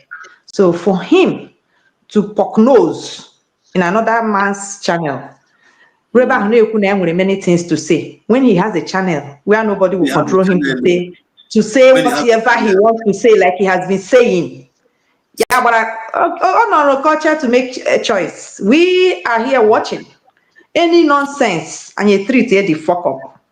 telling you. Ya je check ndị niile trying otu ọ dị ha. So Okocha was somebody like you said, he always stands very neutral on the truth. Na-make sense n'ụdị nke ya. Onye ọbụla nwere ọrụ ọ na-arụ. So ocho ka vagabond were ihicha aka n'azụ destroy ya ihe o bidoro. It's his own choice. We will not be sorry for that. We are here watching. So Kendi Zoo British supermarket akpọrọ Nigeria. Ọwụ taa ka ha ti wara ndị Boko Haram na ihe emewala kemgbe amụrụ mụ na gị. O nwere one time our PM, Boneme exposition. Many Biafrans will remember this. A man called and was saying how his friend onye Niger. No, where's his greatest mistake ya mere we bia Europe. N'enyi ya nwoke ya na-eso hapụ gawara Nigeria n'ebe ahụ baa amị no Major General. Ebe m nọ na Spain, onye Senegal agwala m ji m voters dress ndị Nigeria na na-abịa kwụrụ ha na moto ha bịa na Nigeria bịa votu n'ụwa anyị na-evotu. All time mere m agara m grab nwoke ahụ na video because agwara m ya jụrụ m ya sị ya ihe 2011 ka agwara m this thing o. Ma jụọ ya sị ya, can you say this on video on camera? Yes, yes, m ya mere one course international immigration culture, something like that. You know, onye Senegal. Ebe nke ọ nọ gwa m that thing. So ka ịhụ na ihe ebido hụ taa. Many people and under army Nigeria, Nazaha and Hausa, it's not Nigerians, just like all their presidents almost are not Nigerians. Shame on them. Because the truth is that they know this. But because they are cowardice, they don't want to say the truth. They're afraid. They know. They know. It's all even us that's even they know the truth. So here the only thing happy that graduate is here because Yoruba mission or how was Biano in the Biafra because they can only pull those houses down. Makahama no wanna people who are down. That's the only way only go lose all the house because documenting legit. You can't take it. We are not in 1969. You can't. Not even anyone who wine over Doyibo. They will not tell us to forfeit our property or them honor him. Yes, so the only way the demons of demons Geji a make of for comment the one lose that thing is to pull it down. When I imagine has related to the city look. You know, I watch these people. We side like this. Watching that saying, Papa God, you punish me. I better pass these people. You don't see what they do? The wicked pass me. What will you say now? Can you change your mind about me? Because there are people that has already doubled my position in wickedness. That's how I see the Yoruba people when they are doing all those nonsense. You know, and none of them can come up and say, I'm not few of them. Say, let's say the truth. Few of them came up and condemned it. Few, very few. We must say that. Very few that still has light, because there is no tribe that is all full of darkness. But the problem with Yorubas are many of them are more dark than light. Let's say the truth as it is. This is the moment of truth. Yes, so this is the moment of truth. And it's only truth that will set everybody free in that enclave, like our DPM always say. It's an enclave. It's only truth that will set all of us free. So that's why you see those that truths are dwelling in, that has received the light, whether they are Hausa, whether they are even Fulani, they are not afraid to come and speak it because they have seen that they were in darkness and now they have seen the light. And nobody sees the light and remain the same. The vagabond has never seen light in his life. He has never seen light. He's seen the first one. He's seen the second one. What are you expecting? He has never repented from anyone.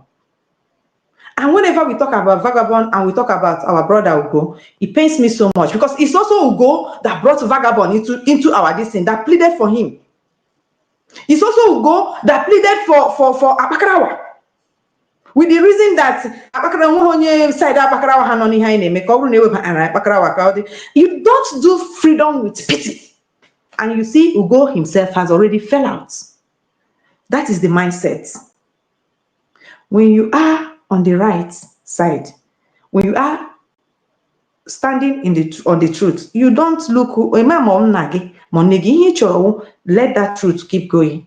But when you bring sentiments, you know who's in the sight of the truth. Our brother. Because how can you look at Abakarawa no with one name Kanda? Honor with him. Yeah. Honor with him. I'm surprised. Na side and might be shocked too. They were confused somehow. But to go Johnny against no PM. Because when they back up look at what we got from it. That's alone supposed even to make you go and sit down and be quiet. Because many problems are not time. You will contribute to it. Unknowingly to him, we must say. Unknowingly to him. And that is what our DPM and the present cabinet do not want to condone. Because this has been where our problem comes from. And they treat the cancer and they pay for your Chaya before getting for healing. You know? So that is what I want to contribute. Fulanis has been always encroaching. They have always been inside the military. Those are the people that we make election. I say because I know even already. The only thing that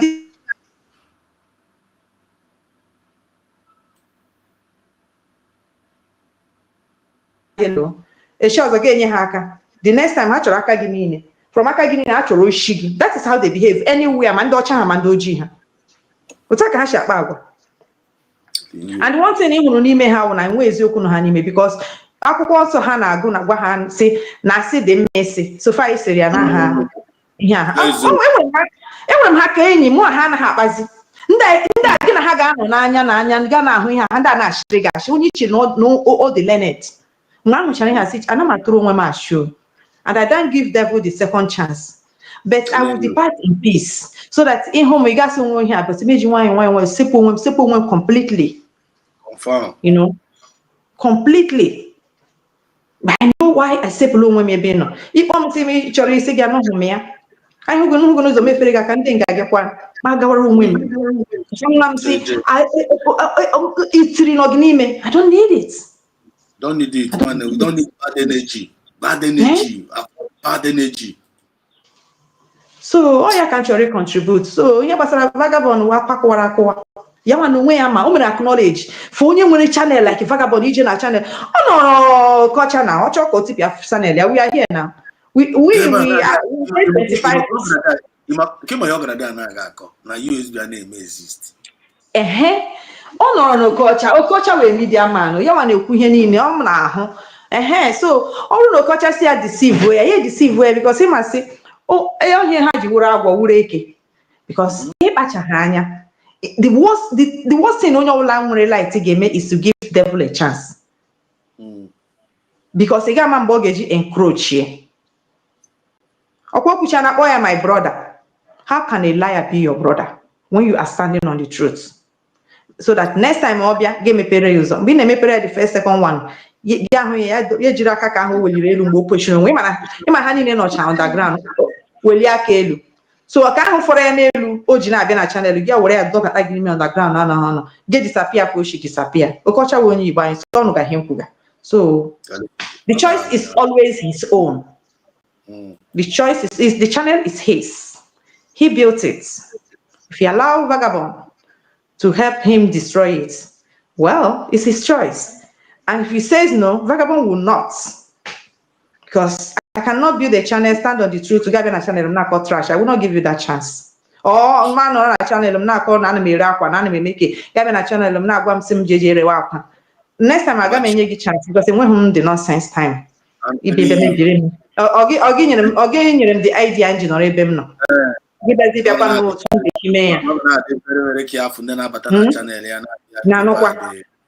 ị na-anụkwa ihe m ji aka mme nji anya mụ na gị nọ n'elu ụwa ga-ejiri anya ke gị mejiri anya ke m ga-ejiri uche ke gị mejiri uche ke gị gaa na-ahụ mma na ahụ gị gaa gị kọwa advice sef asị ndị gụrụ egwu si ndị advice a na-enye advice biko kọwakwa na advice kọwa advice nke ewu jos onye chọgo onye ga-eso ala n'ili iji chọgo onye ga-eso ya soro ozula n'ili ọ ya ka vagabond ịmanye ara agbala onye ara na this is our month of independence. Then you see, they have seen the election. They have seen the election day. Akwaya kusi nwaanyị na-etukwu anyị mamịrị. Ka ọ nọ n'ime ụlọ ya na ya nọ n'ime ụlọ ga-emefu ihe ahụ mere na election day. Onye nwaanyị mụrụ nọ na-ekwu na nwaanyị ọ bụrụ na mme ya dị ndụ mme ya wuru nne ihe ahụ o kwuru kwesịrị ime mme ya ajụ ya si iwuhuzi nwa oles mi jekwara na channel ga nje kwere that nonsense kwuru ma ọ na o nwere ụmụnne nwaanyị ọdọ adị m sure ịma na story anyị nọ wakpọ ya akpọ bịa so ọ half so o nwere ike na-ezuzari niile o ji onye apụta na channel ya gwa na ị na nwanne nwoke a na-adị na mma which means onye ka enwe ụlọ ebe akpọ ya jee ị na ya na-adị the man witiri wickedness everywhere ọ na ya n'ime ihe otu ahụ ihu ya shika nkọwa otu eji ya because wickedness is dwelling in his heart.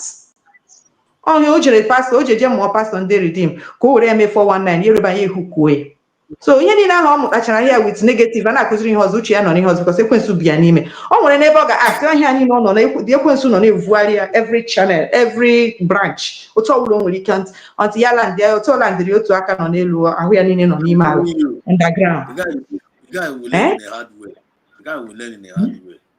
So ọ nọ ndị chọrọ ige ntị ha gee ya ntị na dear brother ndewo you tried for nwoke na-ekwu maka peace is very important, you know. Enweghị peace outside, peace anọghị n'ezi, udo anọghị n'ezi, and onye ọbụla wụ onye udo mmadụ ekwesịghị ịgwa gị this thing. The only place anyị nwere udo anyị na-control wụ the real country anyị nwere ọ n'ime ụlọ anyị. So onye ọbụla ma ihe ga-eme ka ime ụlọ ya nwee peace. Onye ọbụla nọ n'ime ụlọ gị na ọ nwere ga correct ụmụaka ọkwa na ị ga-ewe iwe, we are all human beings, but iwele iwe ga-awụsa ihe mere. Yeah, I know. Can I give her respect? Yes. Peace. Yeah, the peace will come only when there is respect. The peace will come when only there is forgiveness. I'm telling you, I need the peace. Oh, the peace I got just so that peace it won't. Even just like friendship, when you give because you got because you want the relationship to continue. If we can always put those things more inside our own home, a better place, our home will be. Because many of us will go outside, our friends will cherish them because we have all the reasons. And when they are doing bad things, we will just close our eyes like I am here. But animal we are not perfect. Oh no, but remember him. So far, life is not threatened. So far, that man like a man. A man analysis yes.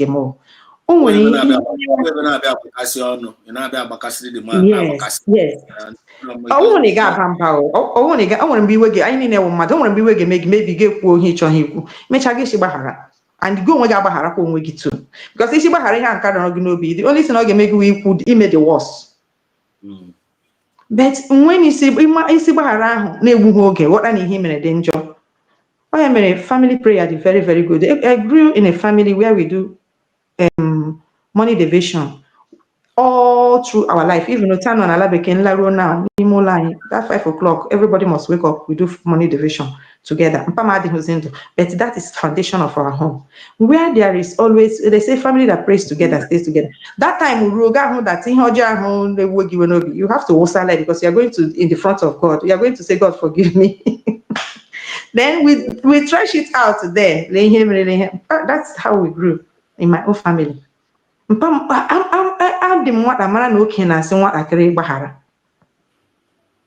because nwere culture ge shibara anyị mpana dị anyị mama kwọ ihe na adị mama emewe that ihe asị nwere onye iwe na-ewe nwere onye anyị say daddy elehi mere that yes ememe aka correct you know ememe aka mgbu na-egbu na ụmụ because ama m si unu ga-afụ n'ime ụlọ I don't want you people to be disgraced gbahara aga m eme ọzọ aga m eji otu ha and those military kind of na this Biafra movement. Nani wo ya pama na akụnye nani wo ska papụrụ ya na life o yesi ichogo ye gela n'aka aga makụ gị aga ụmụada so pam chara na ya nne but and then meze nwe ma ihe kwere ihe ụlọ mmadụ ga-eme mara si ime ihe aga correct am na mara ya aga m ekwe ka correct am that me make ka ị chọrọ ka m udo. That is how my life even in my marriage. I'm actually make out because any hatred mmadụ correction ụfọdụ na-eme m ihere. That is ihe ịmara na ị kwesịrị ịma hụ ya then ị correct ya once aga m ekwe ka correct ya second time that one ezuola ma aga m na-emezi otu ahụ ịhụna. So onye dị perfect we all learn especially onye ashi ebe different background ndị lụrụ ndị ọcha ndị lụrụ ndị ojii but if you have that peace in you my dear mother na-ezu na ha peace go. This thing starts from us. Unu ekwensu nọrọgodi ekwensu aga ezu na ha peace. Let me dey tell you this. Ndị mụ na ha na-arụ ọrụ na ha sị m kedu ihe na-akpọgota ije every time you're this woman happy ọkwa ma ndị Latin ma ndị ọcha they don't understand it can't steal my joy. This is my joy, the only thing I cherish. Ọwụ money nyere m ya, ọwụ status nyere m ya, ọwụ ọrụ nyere m ya. I'm just joyful for the Lord and myself. I'm grateful for who I am. Every other thing is secondary. So only one I know on that platform with that thing. You will know the problem. Oh, I see my dear brother, I could be too long because religion may not also like work and I call it diverse, but only because if we don't get it in the family, we will not get it in the society. Just like our brother said, that the Biafra we want is now that we start building it. And the only way to build a nation, a society starts from the family. With the family, that's why ekwentị ji tisa family mee onye kejiri ọrụ oke ọchịchị ụmụaka maazị ebe ha ekwentị ma ihe omega. These things will not happen in Biafra now because we are rich. We will organize it the way that ụmụ nwanyị ga-anọ because the children at a certain stage as a woman ọwụ ọrụ niile ka ị ga-achọ ọwụ ọrụ niile betu ọwụ na nwoke ya kpatahụ ya ezuo ya wụ the frustration. Ụfọdụ ụmụ nwaanyị jego ọrụ.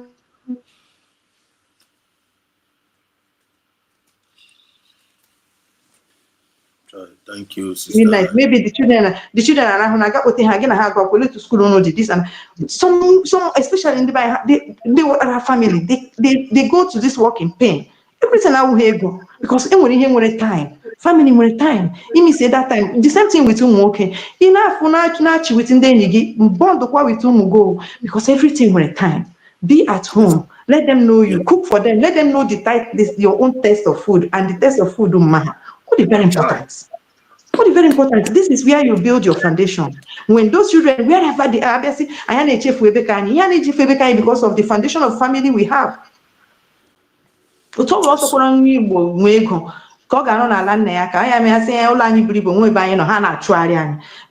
it's not just about the money, it's because this is who we are. We know that we are coming from somewhere and we're gonna head to somewhere, that place back. So we can never forget it. So name I have only for that. Now more how joke. I could say no haka you mind. I could say no my cousin one haka pocket make sure no one is that is still intact with us. Very important. And show it to our children. We don't they won't. Thank you so much, my sister. That was a wonderful one.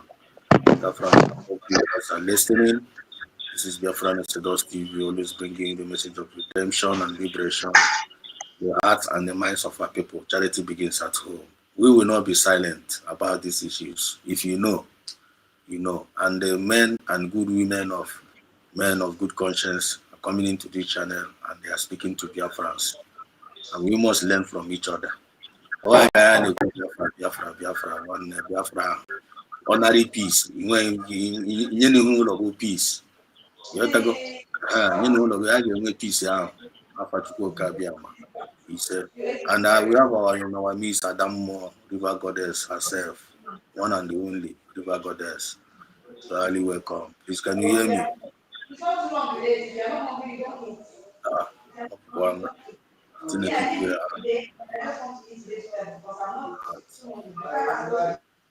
Okay, River Goddess, please come back again. I'm gonna come back again. I don't know, the thing just went out. Just come back again. Let me send the link again.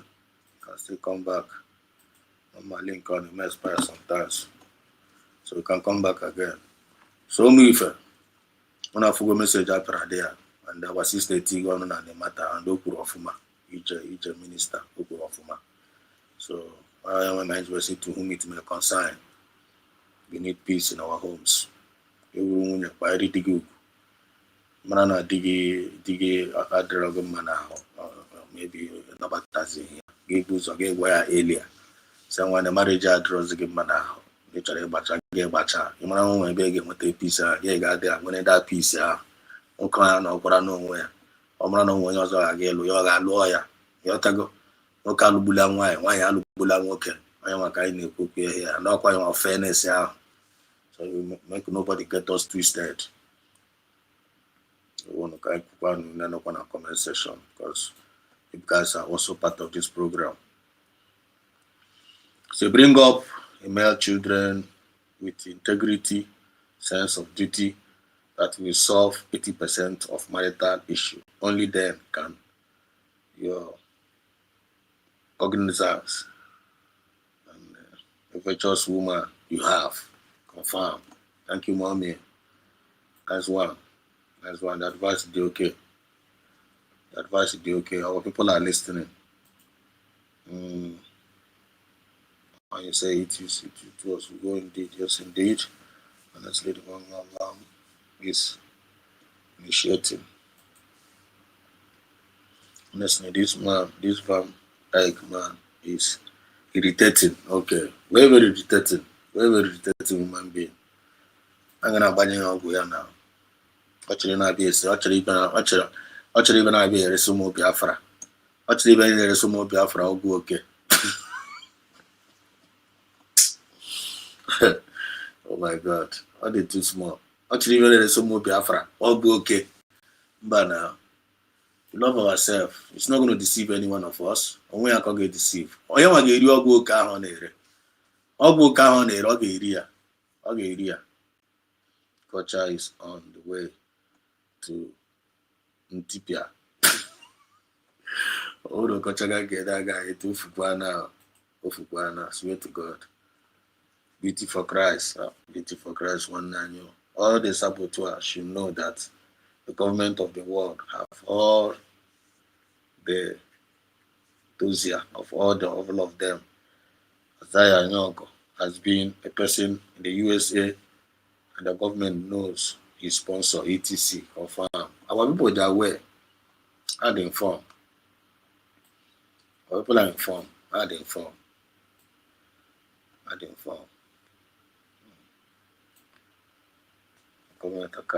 I even confronted Okocha last week. Okocha is a content creator, bam. But the real way fair guy, all the fair. Oh, I like him fairness here. I want you not cheap. But my gonna channel, I'm gonna ask Koga poison mind there. No. Always no go area. But the guy may say allow. I ain't just near the info. In case I not there away. I am sharpen it iron. I want Madam Moribe go see. God, they're very careful about that guy, you know. That guy will not go okay. Your phone number, please. One Igbo.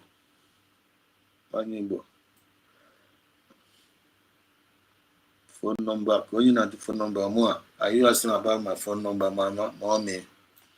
When you're not in a comment section.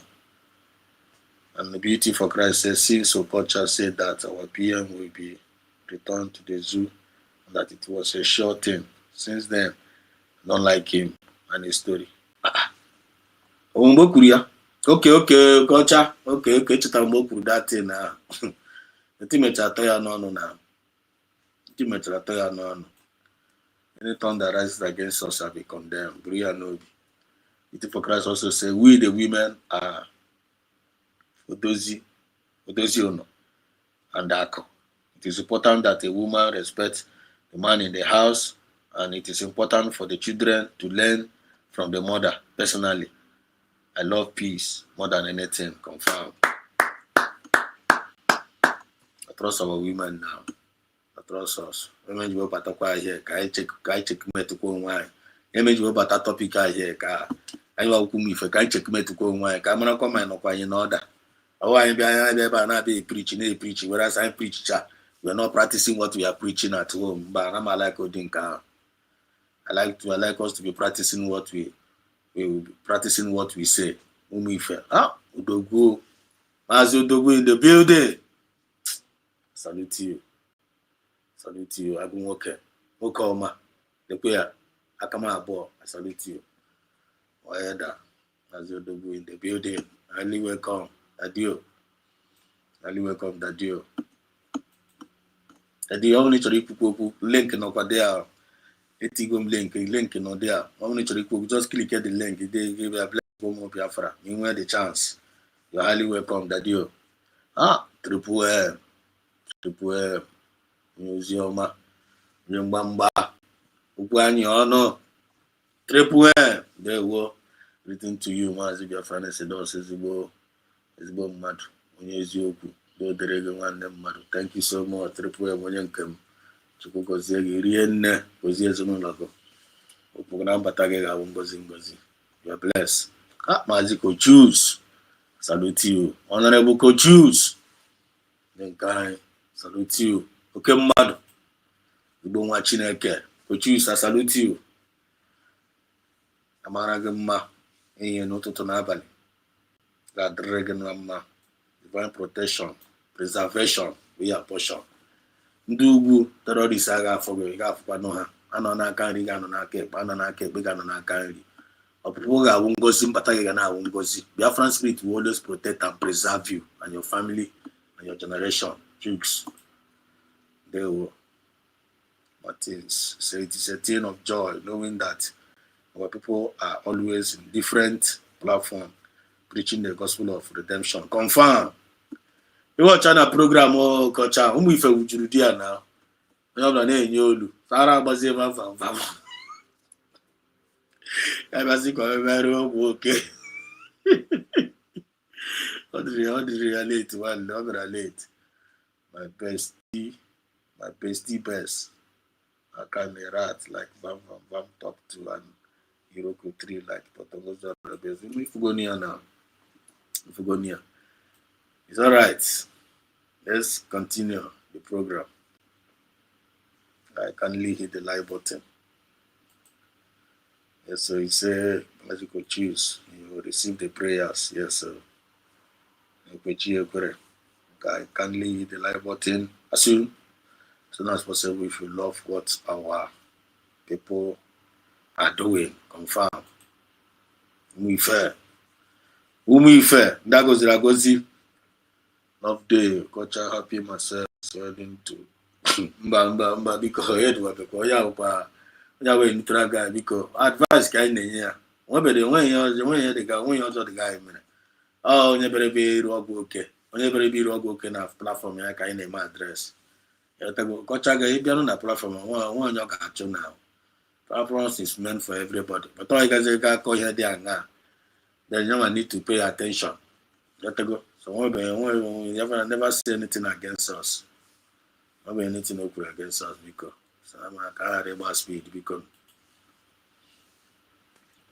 Mazi Triple M.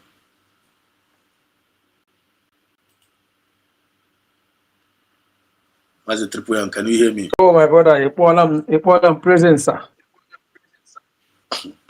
You're welcome. And Mazi Odogu Batara at the same time. Mazi Odogu is also in the building. Every time I want to carry it. Yeah, guys, Mazi Odogu. We don't drink one name, Mado.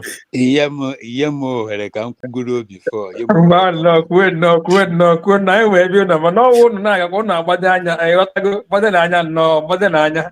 Actually, me my fair. Biafra said, "Osi, the bomb Mazi, we both choose on level. Okwagua, Triple M, Mdunesi Uku on level. We bomb Mazi. Is a good match, yeah." Well, the Triple M say that to be good. Triple M go to Joa. Triple M Mazi on level. Honorable Coaches, I give you my honorable. Take it. Bomb Mazi Odogu. Mazi Odogu, I give you the honorable you gave to me. We require because he have come for work. Another canoe. Oro canco, one oro canco no. You got to go. I will quite get so because what you do for you, whatever honorable Mazi Odogu. But Okume don't is so yet. Okume don't want to know is so. No, Biafra said us on a book for shy. What do you Mazi? Mmadụ gwara gị na enyeghị ya title na ihe na-ole mazị tụfu honorable ngwa ya were m nke m nne ya biko awụ m just triple M nye ya the honorable ka udo dịkwa ngwa go on my brother ka m che gị biko as my honorable I will yield for you to speak please thank you. Hey, we fair. I got you the number. We fair. I got you go pick up we fair. I'll pick Kuka one. When I continue, Mazi honorable. Mba. Can you say the whole title? Mba. Nebu you're going to get nama mambu. I'll continue. You're highly welcome. You go thank you. I told me if I could mail because I were time. Man, I sing Cambia Kedemu if Afun could choose Nukum Mother for qua triple M. Ocean Master not here. Ocean Master to go down. Ocean Master not here. Ocean Master to go down. You mean, yeah? Kamaka River Goddess. River Goddess. River Goddess Patakwara poor. All the car network create. All the Patakwa again. Okay, okwa prophet Ijoma kusiloku anumani ifoneku. Manadi mpisi yoga. Okay. So, Biafra Exodus. Eba kamuna inesoku. Nna sige thank you. Thank you for what you have done. Ina asimi gini ki Rafa Jere, mada akpozina van. Owe iho na va. Rafa Jere, adima like ikpo hafa. Ihe ọ na-achọ bụ ndị ga-agwụ ya okwu. Ihe ọ na-achọ bụ ndị ga-agwụ ya okwu maka ọwụgo pii ọbụzi ume ka ọ na-eku ya ọ na-awụgharịzi. The only thing ọ ka na-ebrit ewu na nwanne anyị nwoke ezigbo nwanne anyị nwoke Ugo anaghịzi ekwu okwu. Ọ bụ na Ugo na-ekwu okwu Rafa Jere awụgo. Ọ gịnị mere ọ ji wuo Biafra Exodus? Ozi ọma eziokwu ịhapụtara dosere ụmụ ife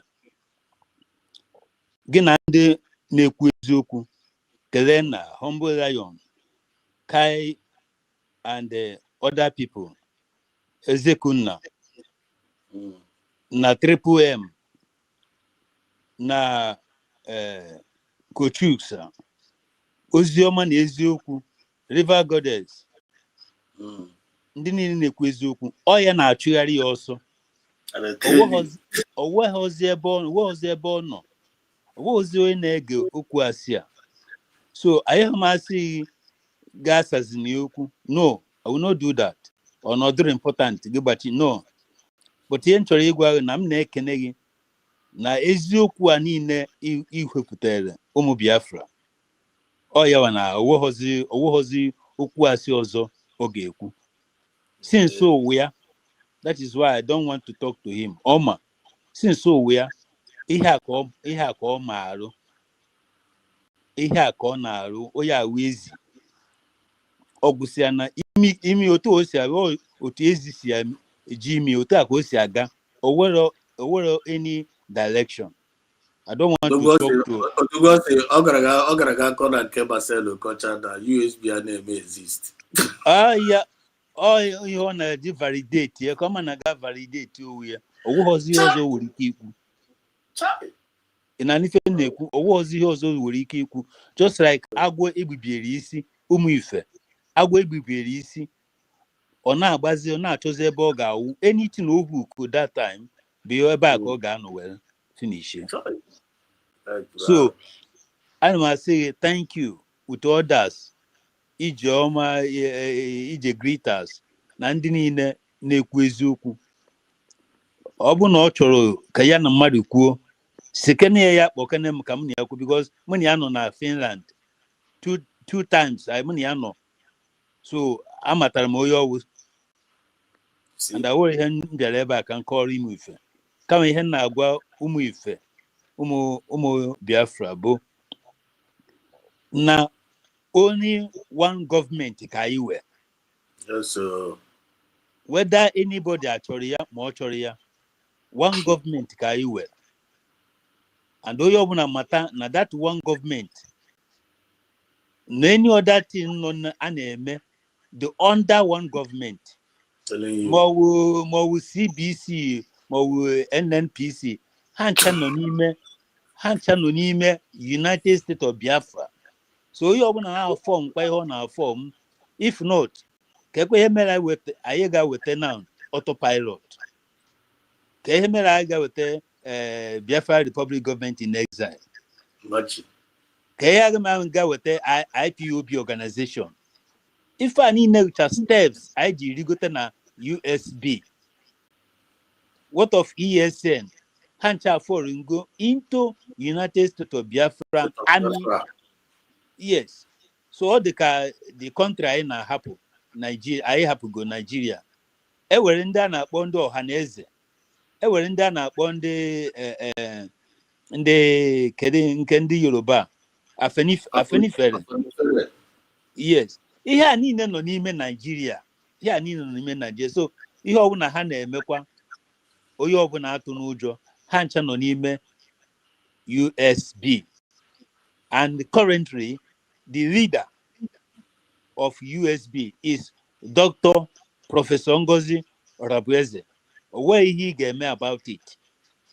Where anybody game about it? And all the capable, all the the ability, what it takes to lead by now. So and many people need you. Anybody. Biafrans, I am speaking directly from the main thing now. If an emena ngozo rebeze, if and and all those things, which is impossible for them to get. So I want to thank you once again, Biafra students. Obunna nwere ife mere or ife ga-eye more than isi na onye na-achụ ga-ada na onye na-achụkwan ga-ada na inu ga-emegide na ga-emegide ikwu nne ga-emegide ndị eyi gị ụmụnna ụmụada ise ha ncha niile ga-emegide onye ọbụla si na ọ ga-adịrị gị na mma. So eyezina nsogbu nna m eziokwu ị na-ekwu mere ihe a niile ọ na-agbagharị. Many people na-agbagharị ha maọzi ebe ha ga-edobe isi because ha jiri okwu asị ahụ bịa ha fụ na ewere eziokwu kwụrụ ka pillar of fire nọ n'iru ha. So ha kpọ the thing iru no way. And that is the thing ha na-eyere nsogbu. Ngozi Rebeze jide order the template. So how many things ha ga-eme ha fụ na the woman na o ji eziokwu. I don't want to go deep because Simon said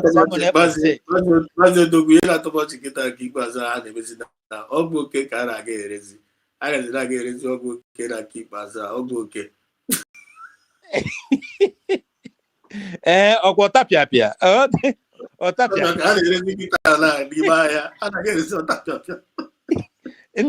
Manzaro in Mazao Rebu Aqua before. Tom Zato is Otapia. Ginigo Odroya Huma.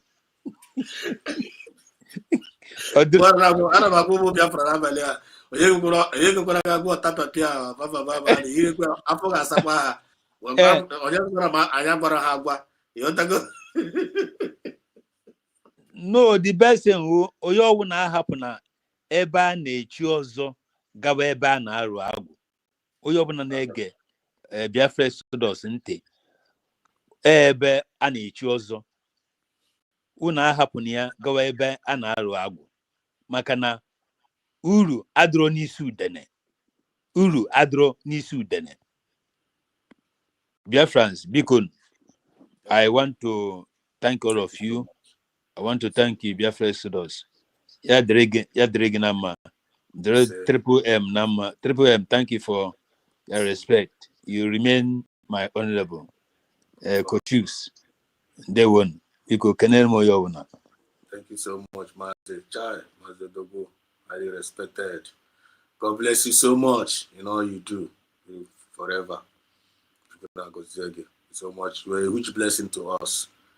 Thank you so much, Master Dogo. Triple M, please, can you grab the mic? The mic is yours. All right. Thank you very much, Honorable Mazi Odogwu Enugu. Thank you for the time. Thank you so much. Thank you too. You Thank you have too for spoken giving well, me my this brother. chance. Thank you. We must continue to preach. You know, greetings to you, my brother Exodus. Isikenoro, Ikagayagwai. You must continue to preach the gospel of redemption. Maka na asị na ọrụ ga-agwụ nwantala ọgụ agaghị ezu ike. I greet my people in the room, Maazị Kochus, and every other people in the house. Ekele m unu. Udo dịrị unu niile. My people at the comment section as well. One love, one love, one love, one love. I'm na our sit at home of Ma. Today is a holy Mazen Nanikano holiday. And the spirit of Biafra are being honored at the same time. I thank you all for being here.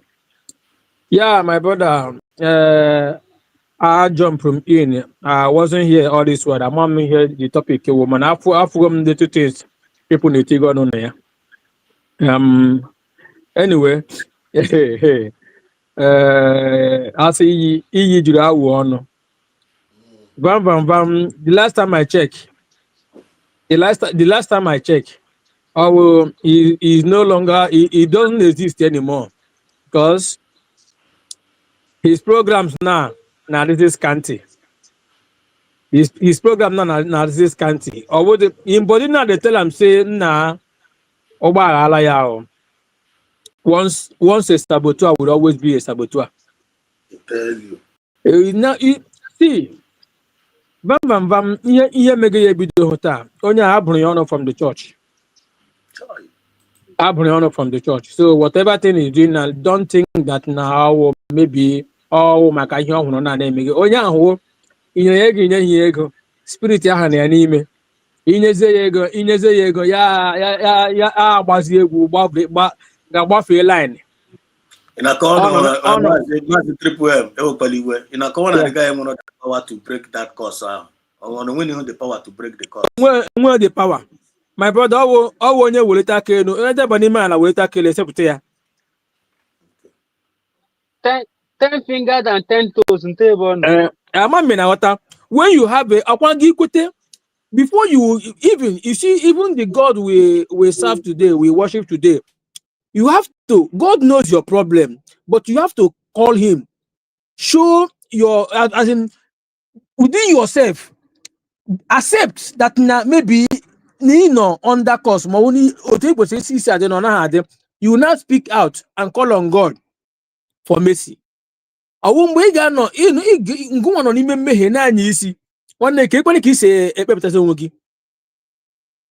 bam bam the people that is under course, so don't mind what they are doing. All naga na platform culture hapo ihe ogre me na agba na akọ ebe ha na USB and exist. Amana m ihe oga na Finland gara me mgbe ogara me. Listen, if you know that 2nd of December ekwugo okwu ya problem ageji onye ga cost problem ageji ndị police abịa nga ha according to how they plan it. All bam bam bam ga erase the motion. All ya nwa ga-ebido ya.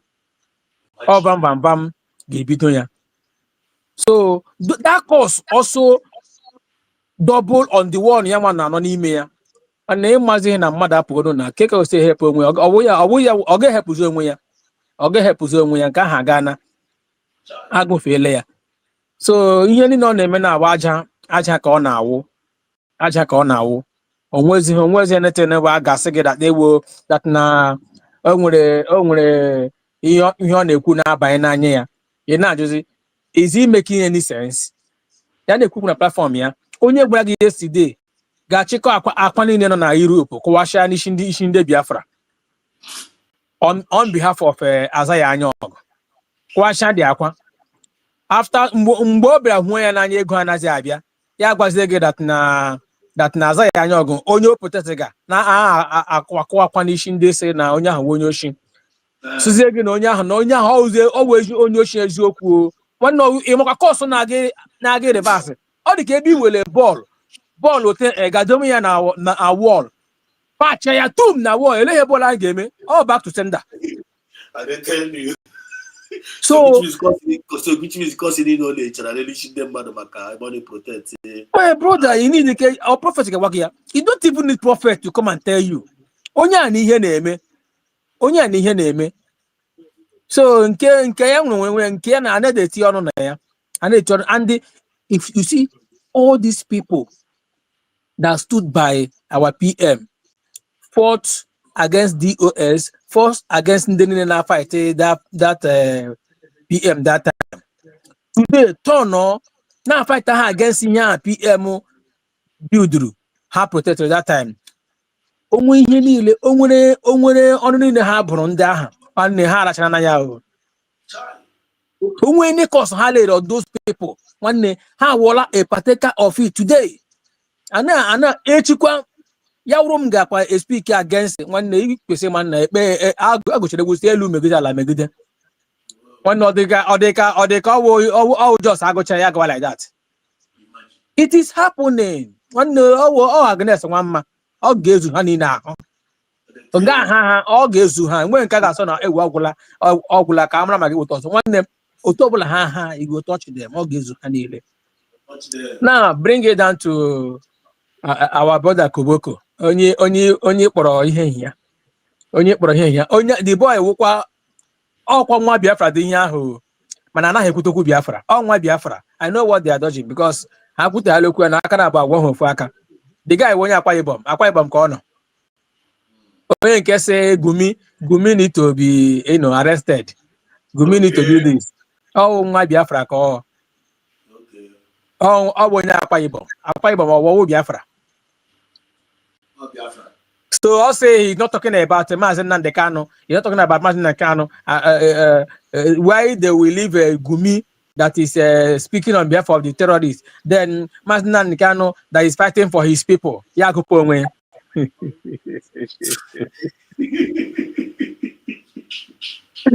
You know, onye mere ndị be anyị ihe ọ ga-adịrị ha na mma.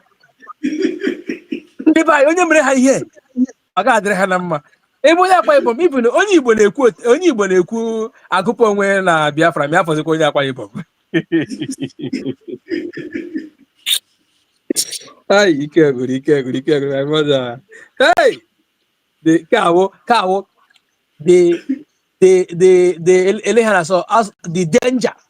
danger of long agitation. Ọ ihe mega ihe. Mana na nke ikpeazụ ha ga-amadat na ebe ha na-ele anya enweghị ụzọ na ya. Our sister kwuru okwu akwa nke ọwụ River Goddess. Ole our sister bụ zokwu okwu. Tina Ije Glitter, yes.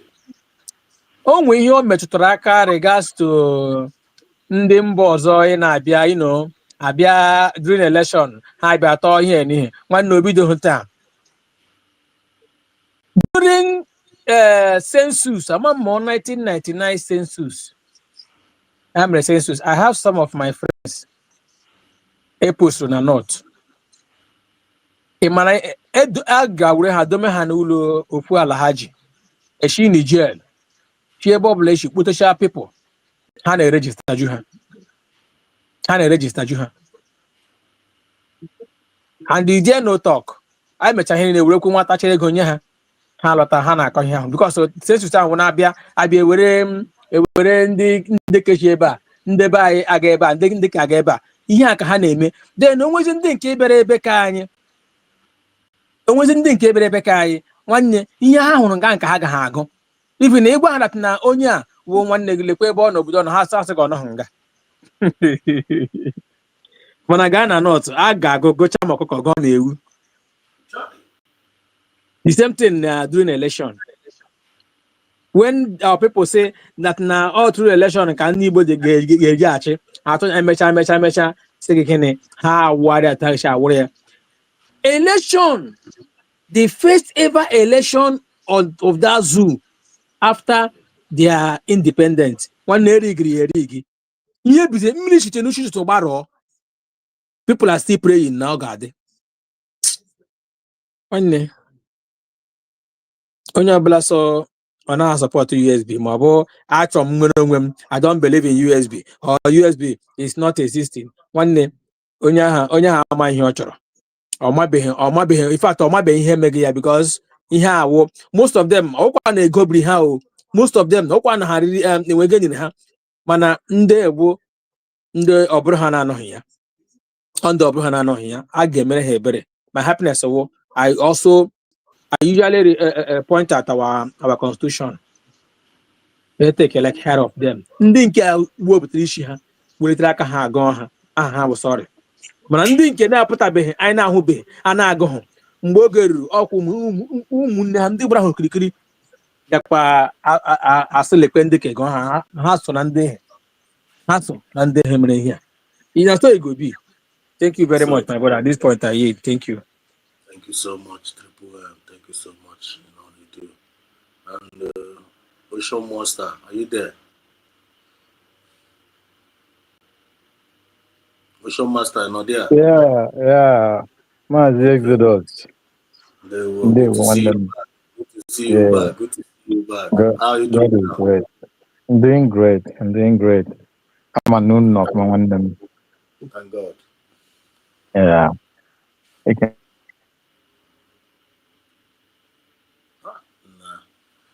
Can you hear me? Nwa DJ Glitter, ọ dịgọrọ n'ọrịa. Ijeọma nke ọzọ. Afọ ya mawụchara ọfụma, okay. I greet everybody in the house. Yeah, Kuchusa, I've called him already. And the Dugwinu with the up one. No. Yeah. Everybody in the comment section, greetings to you all. Greetings to Biafrans around the globe. Citizens of the world and lovers of freedom, I greet you all according by your time zone. Yeah, my brother, you're doing wonderfully well. Although I joined very late, while I think God command that she was talking about family and co. Yeah. So I can because you only put in in there. So one day up one. Okay. Okwu gị gosi na nwa afọ Igbo ka ewu, and o gosi that na you are from a family of interest. Yes. A wonderful one. Said that, and I wish that na every woman that make home will listen to your voice. Yes, sir. Anybody that listen and do that line, the house will always have peace and there will be always progress there. Yes, and misunderstanding will be very far from that. Because also, if in today's day, a woman, even for women, especially young ones like you, reasoning in that manner. So keep it up and advise your fellow females on that line. So I want to say that, Mazi Exodus, thank you so much for always doing the needful. Okay, continue to bless you, my brother. Strengthen you so much. Other is in mother and is you. And other one is in mother like this. Because a lot of things are attached to that, spiritually and physical. But in whichever way, I can is so higher over our enemies. Yes. Well, I'm not much about the topic of today, but let me just chip in this because I watched this man, the one madman from Yoruba land, that talk about Ndibo and Ndibo the cause. And even 1 million we cannot make a president of Nigeria. That Ndibo cannot. I know that watch the video. Once Exodus, We used it yesterday. We talked about it yesterday. Is it yesterday or the day before yesterday? That Yoruba man. Yes. Incredible we prophet idiot getting one and saying happen here now. The man, I never knew that the man is so stupid like that. I never knew that such a human being would be existing at his age. He don't know what it means to be a people, a tribe, a nation. He doesn't understand. And it is very uncalled for. You know, I said that in the whole nation, the cost. The audacity to say that.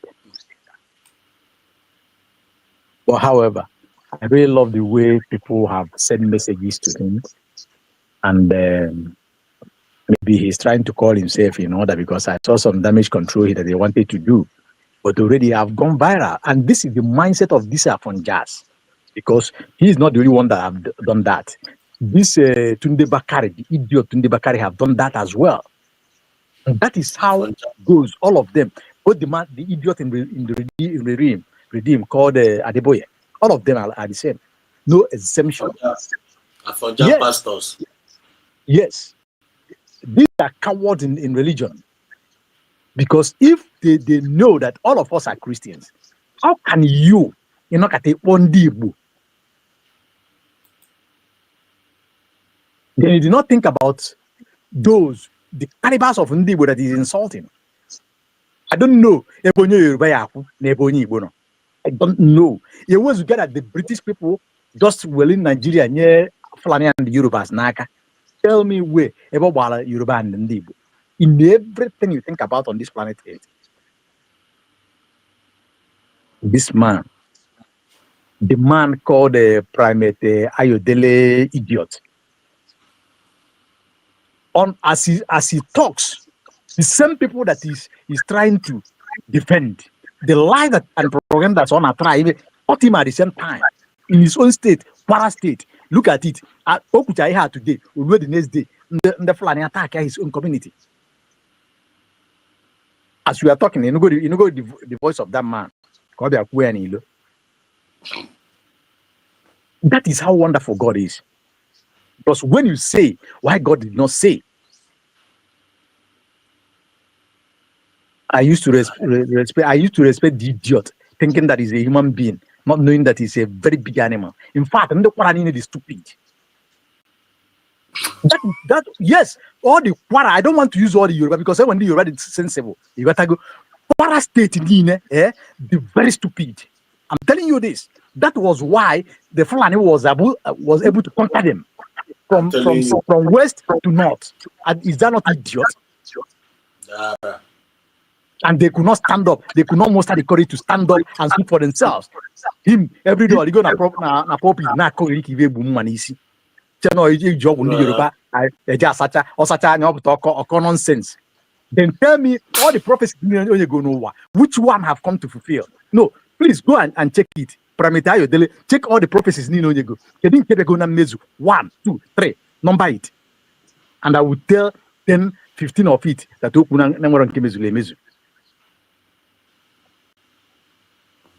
this is the time. We can never allow them to wear that coat or whatever they wear and come and deceive people again. Time have gone for that. All of them are cowards. All of them. And nobody will tell you that that person is an idiot. That is truth. Yes, because anybody, a Christian leader, the only man I respect among them is Adeboye. The winners, Oyedepo, not Adeboye, Oyedepo. That is the only man that I have, apart from my prophet TB Joshua late. Apart from Oyedepo, I cannot respect anyone among them because they are all cowards. Oyedepo was the only man, even before others begin to think about the years the man before election of 2015, he came out and said everything. Then others, including the idiot in Redeem who went to Asarok and lied against during Yoruba time. The same thing he did during Buhari time. The same thing he put Osiban Jodia. All the massacre that goes on about Christianity, he have never for one day upon all the news and sana on a coast na Lagos Express Road. calling Redeem. And every Igbo man that go to that Redeem church is a coward. This is truth. In a church whereby if you build it as an Igbo man, they will take the head from you. You can never be the pastor leader. A Yoruba man must come to oversee you. I'm telling you. Till today. Everywhere, just Ghana, every Redeemed church or name of man, go and check it. It is led by Yoruba, but it's Igbo man that will go and build it, and these Igbo men that are donating money, making it happening. Tell me, then somebody will come and tell me that is completely rubbish. I will never be part of that nonsense. The same people, this man, and Lagos. None of them have ever opened their mouth to talk as Christians. Tell me, your Bible, these are the people that was given 20 pounds. And God on their own side, they are doing well. What do? You as Christian, you gang against your own brother, against your own religion. The same thing that they did and when they do occupy Nigeria in 2014 against good luck Jonathan. Today, occupy Nigeria, all of them,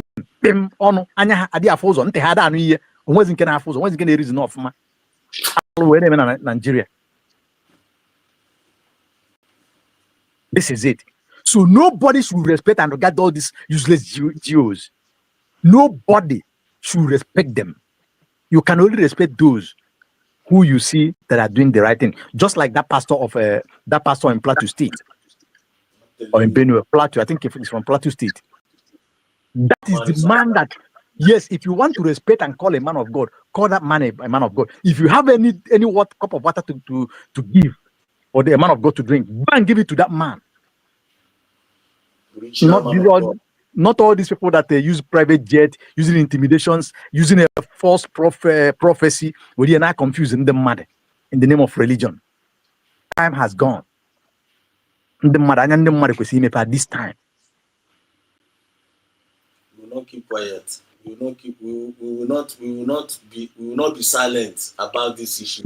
Mazi Exodus, as I'm talking to you today, one of the most wanted man on this planet Earth that Saudi Arabia rejected, Dubai rejected, Qatar rejected, Oman rejected, all this Iraq, Iran, all the people, the nations of Arab rejected these people.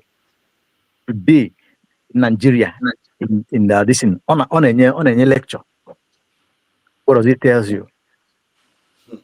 And he said that by next tomorrow we will be in North Central. Wow. Islamization is in the open. It's in the open. And these pastors, these men of God, the GOs, all of them could not talk. They don't go talk. None of them is saying anything. They're not saying anything. Tomorrow they will tell you to come and respect them, that their thunder will fire all of them. Every of them that watches this thing that goes on and refuse to talk, they will all face the same way because it's their members that are dying. Very painful. Very painful. They are the part committing the genocide. Okay, watch Mazi Exodus. On this planet Earth, the world saw what is going on, and people begins to talk about Nigeria. The same that the GOs, some of them say that there is no genocide in Nigeria. I'm telling you. Alumela. On this planet Earth. The killing that happened in the presence of the whole world on camera. This one's happened in presence of camera. Thousands of people being buried at the same time. What do you call it?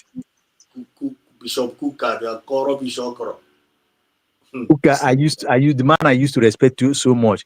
Believe me, I did not believe when they say Kuka. And I asked this question, is it the Kuka that I know? He said yes, Kuka of the North. It's only yesterday. Pope. Yes, I've seen it. And people like me, now, I said it. Pope it's good that he wake up today, but Pope did not wake up in time. because that is that psychophancy in religion. That is very bad one. People are being killed in a Christian nations, not only in Nigeria. The same thing that is going on in Uganda, is going on in Congo Republic. Christians in thousands on daily basis, reducing their numbers. These idiots in a religions could not talk about it. Pope could not talk about it, but he talks every now and then about Palestinians, about Lebanons, about all these Arab people. You donating money. As Christians, in atụ ụtụ a na-eweji ebe anwa mana ị na-eburu nke si na nke ndị ụka na-ebujere ndị na-akpụ isi n'ala ndị na-akpụ isi n'ala enwere nke a na-ewetara ndị Christians. How does it sound? How does it tally?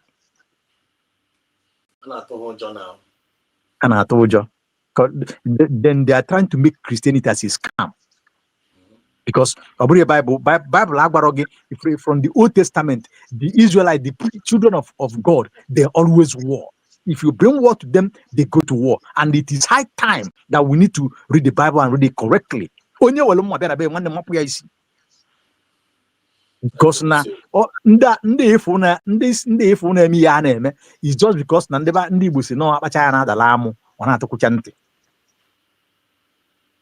if not, check here ebo na emesi ndị a ike Maazị Ezelos ị na-anụ nkụtụ ha ebe anwa no ebe ọwụ na ha ji ọkụ bịa ewere ọkụ menyụọ dị ọkụ ha na-atara ikwe ebe a again I na-atara ya again kwa nwa anyị go today late onye niile china onye am pitch earlier okay I say the same thing I said here which means beautiful. Thank you. We are together now. Watch ya. Maazị Nnamdi Kanu was just speaking with microphone without able mother for over how many years now? Almost 15 years on trial. Ejimaka kidnap. But Gumi is talking. Going around terrorists. Governors may meet with terrorists in open camera. Have them with sophisticated weapons. Are they open camera? Then somebody the microphone senior no bụ na achọrọ ka obodo dị mma ị chọrọ inye region ya international airport seaport tinye ụzọ tinye ọkụ tinye mmiri ka emekwa eme ihe eme n'ebe ndị ọzọ ka ọ dị mma ị bịa na amịrị mma n'ebe everything n'ebe ihe na ijidi ya kpochie wala ndị na-egbu mmadụ ụta na ilo kwuo na ọha na-egbu a na-akpọ ha meeting na-akpọ ha dialogue na-enye ha billions of dollars said by Erufai, former governor of Kaduna State.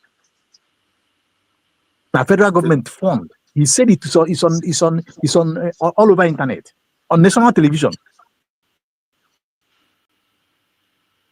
So tell me how all these people called GOs, all these elders, useless elders that could not do anything, why their children are dying. Tell me how I will respect them. Today,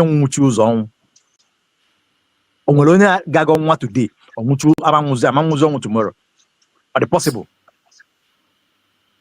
People who go 70 years cannot do it wrong. People who 80 years cannot do it wrong. Mere that you cannot say the truth. Why your children are dying, and you are happy burying them. I don't know,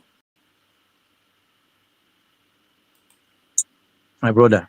It's quite unfortunate. It's quite heartbroken that Ndibu of today, not Ndibu, because the youth are doing things. The youth that we are doing things. And God's willing, what we are doing is yielding.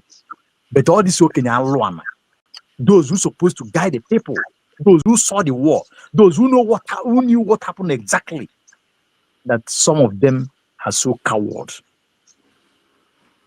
Then some behind it, some boo on your check property and investment here, or come here with you, is a investment there, but on lure forever and ever. Check what is going on today. What is happening today in Nigeria? William Malaka in the next 10, 15, 20, 30 years ago in that country. You can't move. That is fact. It's about to come. If some things are not done now, until I'm Babylon case now. Babylon case Ghana. That is that. Babylon. Check Yemen and the buy no anymore prevented these people, and these people came out by their mouth and na the only people who ji ha n'isi bụ sọsọ nda ọtụ ha bụ ndị na-aga ndị nwere ike ịba nwọgụ mee ihe na just ihe niile onye ọbụla gbakọ aka amara ife a ga-eme gbakọ aka ka amara ife a ga-eme na mmadụ onye bụ ọgụ bata na biya adịghị emeri ya emeri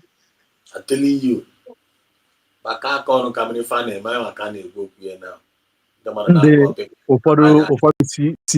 ụfọdụ sabotage isi ebe ụfọdụ sabotage isi ebe a, and what do you gain from that? What do you benefit from that? ndị na-egbu mmadụ na ụmụnne ha kwụ, they never for one day ụwa niile na-afụ, they never for one day condemn them. Unu nọ onye ọbụla nọfụ ka egbu nwatakịrị si just na Chineke nyere ya aka ya pass exam eme word na Chineke in a way of glorifying God ewere okwute n'etiti ebe na-apụ tugbuo nwa mmadụ tugbuo egbe anya ọkụ bepụ ya isi jide isi. As I'm talking to you today, none of those guys have been prosecuted. None of them. Somebody can't go be tweet. Somebody can't go be tweet onye isi ala. So not that wrong. I mere Deborah ko ari mege. Don't talk about Islam. Islam. Go. Just in the country in the country of your own, in your own house, a woman can marry na n'iru nke wepụta amụ na-asa n'iru shop ya nwaanyị Imo steeti wee sị mba nna m gasị na just biko asasị na ihe anyị na-eme ebe a n'iru shop ya n'iru shop nwunye mmadụ ịbịa kpọọ ebe ihe na-achapụta na-asa just na biko not know no set up ka ọ etu a ka esi wepụ that woman isi. You remember that the woman, right? I know I do. I've forgotten. Good for you. During Rocha's Okorocha time, the Igbo reacted so much that not because so that was the only time Sanisu and whoever went to Imo State then. Apart from it, check hand Igbo today, nothing, no any apology. But the whole governors nine I'm telling you. What he believed on this planet Earth.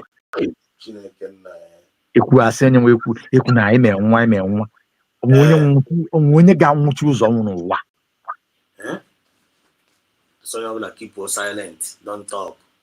Okay, look at it. One today,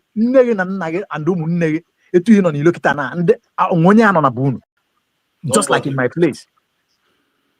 But today, I condemn a single man saw years back, prophesied about it, doing something about it.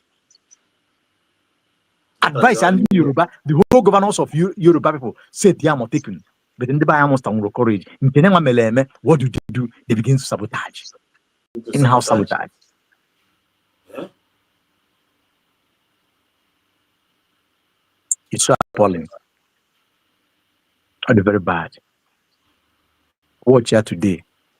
Upon hearing a governor of Anambra State, Abuja, just about 2-3 years ago, if you remember, Obiani with all the entourage, we had common people on Egu Square. Today, what is happening? Every governor of Bona that want to be there, you want to go, you know, Yena Bromen and Abunu.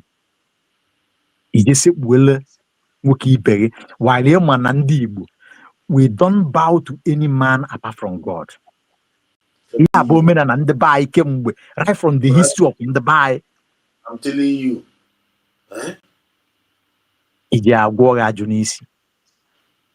Then allegedly, can be.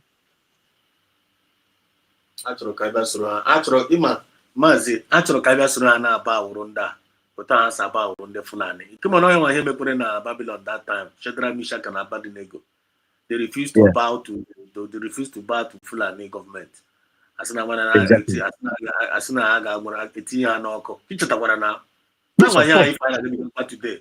Never naga about the Fulani government, Fulani, Nana Sa, all these people. Naga about I know a Simba. I know about I see Tia in Oko. See Tira in Oko. I banana Oko. Ihe Chukwu amara ademe ihe ọbụla Chineke na-amara n'ụwa ọ dị eme and the Chineke ahụ anyị na-akpọku etu Maazị Nnamdi Kanu na-ekpe ekpere 7 times a day and is a man talking to God, believing God so much, doing everything humanly possible to save his people, not for his own selfish interest, not for making money or gain. He put everything. He lost his mother, he lost his father in this quest. More than 28 people on a beer. God single-handedly took him out. For a time like this. Watch.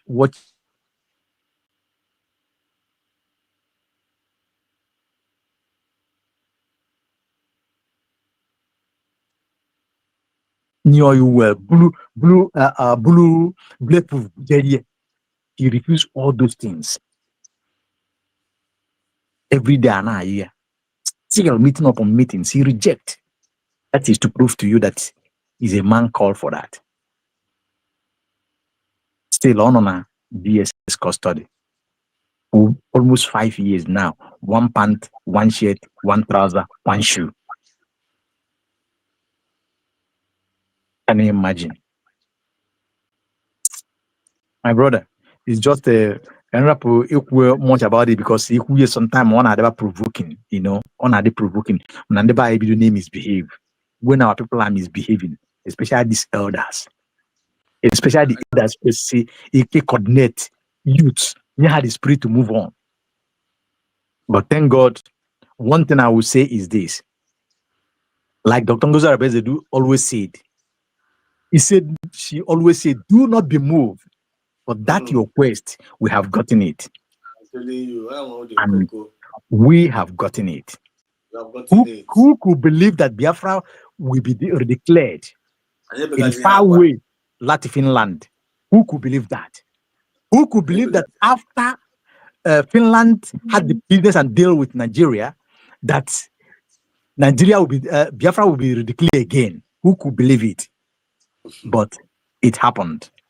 A woman came all the way from across Atlantic and said, if we die, we die. If we perish, we perish. And she declared it. And since then, being a woman, and I fight here and I fight here. Chineke. And I always salute her. God will continue to bless and protect her and her family. And the woman, the pharmacist Diana, right? Yeah. Chineke continue. She have proven that she's a mother. Yes. And all the cabinet that are working genuinely, God willing, in China, in no distant time, I calculate miles in homeland. May God bless us. May God bless you, my brother. I will be at the background while I'm listening, my brother. I'm enjoying the show. Thank you. Remember. Thank you so much. One and the only Mazi Ocean, the monster. Thank you so much. Mazi Kochus. Are you there? Honorable Kochus. Yes, so Mars says others. Good evening, good evening, good evening. Ocean Master. Yeah, they have almost finished the whole talk complete. I greet you. Mazi Kochus, 042. Ocean Master is on fire. Mama, you talk about Ocean Master, but kind of Rufai, Kara, Steve, or Rufai, okay, Hussein Rufai. Rufai, I think introduce that guy, that woman, I say, Rufai on fire. Rufai on fire. Ocean Master, I'm a USB. Ocean Master on fire. You have finished the whole talk from beginning to the end. And that is the spirit of Biafra. Yes, the spirit and this spirit and a cocoa myself. Once over Hananino, you get from morning to night. No mistake. Either cook thinking of go before you know it was on that thing about known. That is to tell you. That is spirit. About going to do that. All these people now near no more. I no ye group. Because in the Mazin Namdekano Kuloku, and the problem of the West, and the problem of everything I got today. You make a hard you about Biafra because I thought they went under Japan now. Because I'm a Biafra one we have know everything I make from beginning to the end. Everything I will complete. And even this recognized, no Japan recognized national ID card no Biafra, United States of Biafra. On whatever that in Naga, but the whole world Amalo. Even though fall back and do for the they do not understand where that thing is going. Another thing look like he being Oku Basaro Donald Trump, Nekumaka Christian genocide. I am Tapa today they don't know where Donald Trump is going. Because yeah, about my blade. Mazin and the cannon blamima. Mbobuli, so many of them did not understand. But the whole thing is now playing out. Okulokumaka Afonjanando team. After Buhari, Natinibu get take over. And that taking over is happening today. Bogwal again na Buhari won at 2017.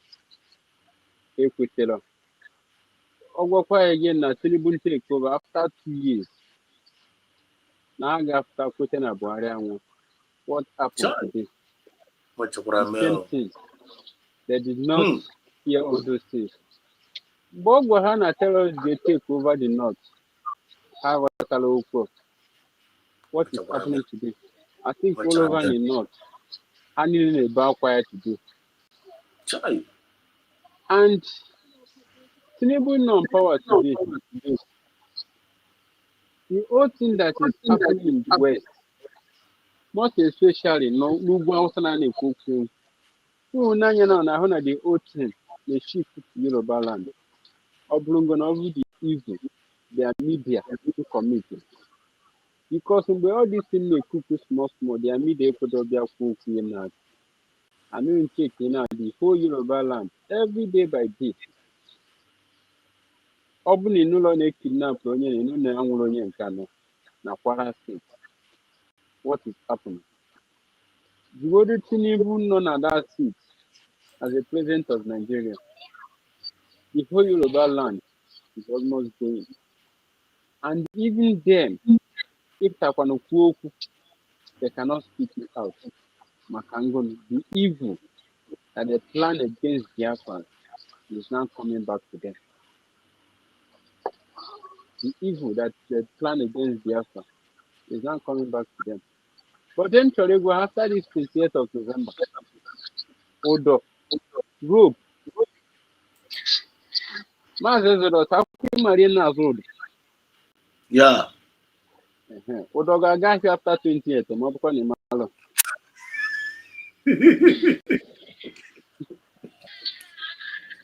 Because so many people got food.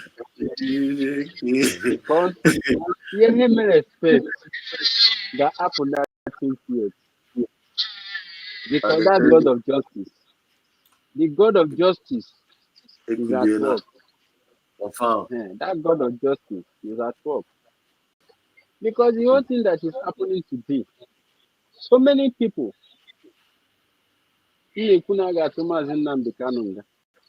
so many people, Simon again. Now, increase. Now, increase that census. Now, a group. But after the whole thing, after million age, mortgage, Ndunke mmiri amalụ because I'm an mmiri ga-eju and ya njucha ha na self.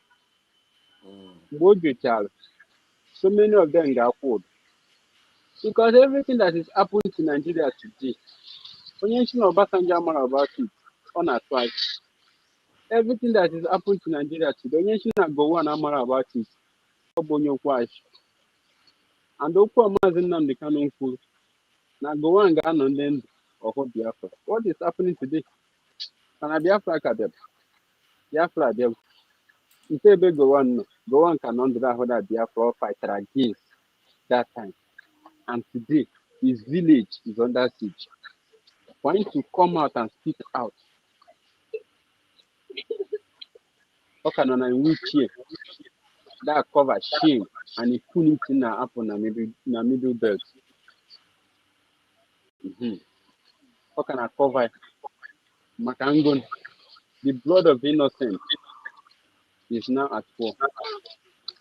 Because every man or woman account the name Biafra, the Bodo Bunga name. Okay, whether they like it or not. If they like, they should hide it for so many years. You're going to meet them. This pastor now go through this palette because no palette link. You're not gonna Bible before I'm annoying about how I was up. You can watch like but the palette intention no got their news. The able people is cause. Isn't you know the cause? But you not see go back cause. But what every one of them supposed to understand. Amala no kwa gbara nwa ahụ bullet enyere. Because okwu it has taken this Biafra, this restoration of United States of Biafra to another level. Because that man go and declare what Biafra. With that that man uncle, how they get to their how they get to their sobo hands. Because you don't need your mortgage. Most especially all these are big national hour. I think our big man in church. And all these politicians, most especially governors, my House of Assembly, Nando Tim. Oh, I should say the Biafra, no, I would know because the heat got too much to them. The heat got too much to them. And so many can you quote, or you can go van themselves. Everybody could see when you van buna. Or this woman, why is she question of France? So you can put all those people. Who now Mazi Humble Lion, the one is in question, no Jena college, on a ton because you Humble Lion and she have and so many of them like that. They are no longer in the pitch again. Van as well. Van as well. This is the time of Biafra to claim United States of Biafra has been declared on 29th of November 2024. 29th of November 2024. A few days from now, I can celebrate 1 year anniversary. And the whole world got not down. Even though Bodo Bunga they will confirm. I got confirmed. Independence. Magical choose. I give me 29, just like you said. This 29th our first year independent anniversary. The Van Garanaga Bande One Nigeria. Today na platform Ukocha myself. And na USB name exist. I'm on your Garanaga call today.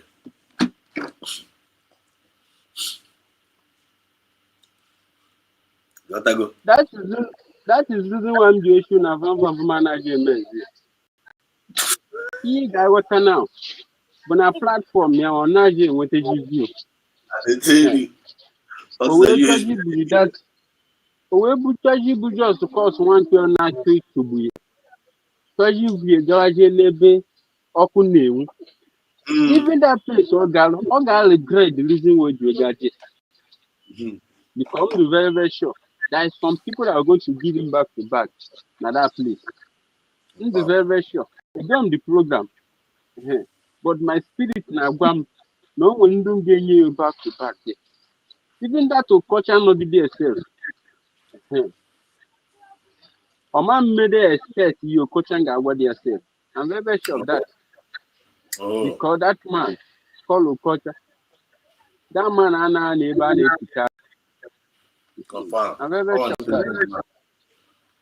He's an intelligent guy. Yes. And this is the right time our people could see beyond. They declare about Biafra. Mazin Namdekan is aware of that. Mazin Simon Ekpa is aware of that. Because Akushima Nayaja Febuna all those speech. Even all these people in the Kuroku Basalo IPOB organization, so many of them now about a United States of Biafra ID card. I just not able for common flag. Telling you. Because I'm an old aquatic gafe already. Onye moto abanwụrụ ụfọdụ onye ọbanwụrụ dị sef onye nchifuru onwe ya na moto ya chinekwe na ụgbọ abalị ya because anyị ji aka wee chee onwe ya. I'll still repeat it again. After these 20 years, Udo ga-aga afịa Maazị Exodus. I hit my back from here. Thank you so much. Thank you so much. Thank you so much, Honorable Coachus. Again. Wonderful one indeed. We will not be silent about these issues. See the way we are debunking all the lies of the enemy. See the way we are telling the people the way it's supposed to be. We're not going to be here and allow anybody to come and deceive any Biafra. We're not going to do that. We'll continue to expose the kingdom of darkness in our midst. I am our duty. I can expose the kingdom of darkness in our midst. And if you're talking about the spirit of fear, you don't need to fear about all those because we are not alone. We are not alone. Onye anyị nọchiri, onye anyị bịara ebe a si ka bịa kuchiere, onye anyị na-akọstọd. Anyị chọrọ ka onye ọbụla gbakọta aka ọnụ. Anyị chọrọ ka onye ọbụla gbakọta aka ọnụ. Onye ọbụla gbakọta aka ọnụ. Anyị nọma mere ya ọgba ọfụfụ. If you don't know there is danger in our midst based on we're talking about these terrorists. If you don't know any danger in our midst, so to your face up on them they will come to you. They will come to you. Because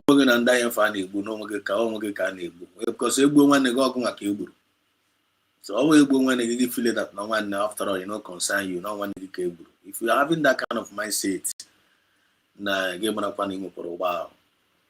Yotago. I get Kulinu. Biafrans all over the world. Kulinu Nora.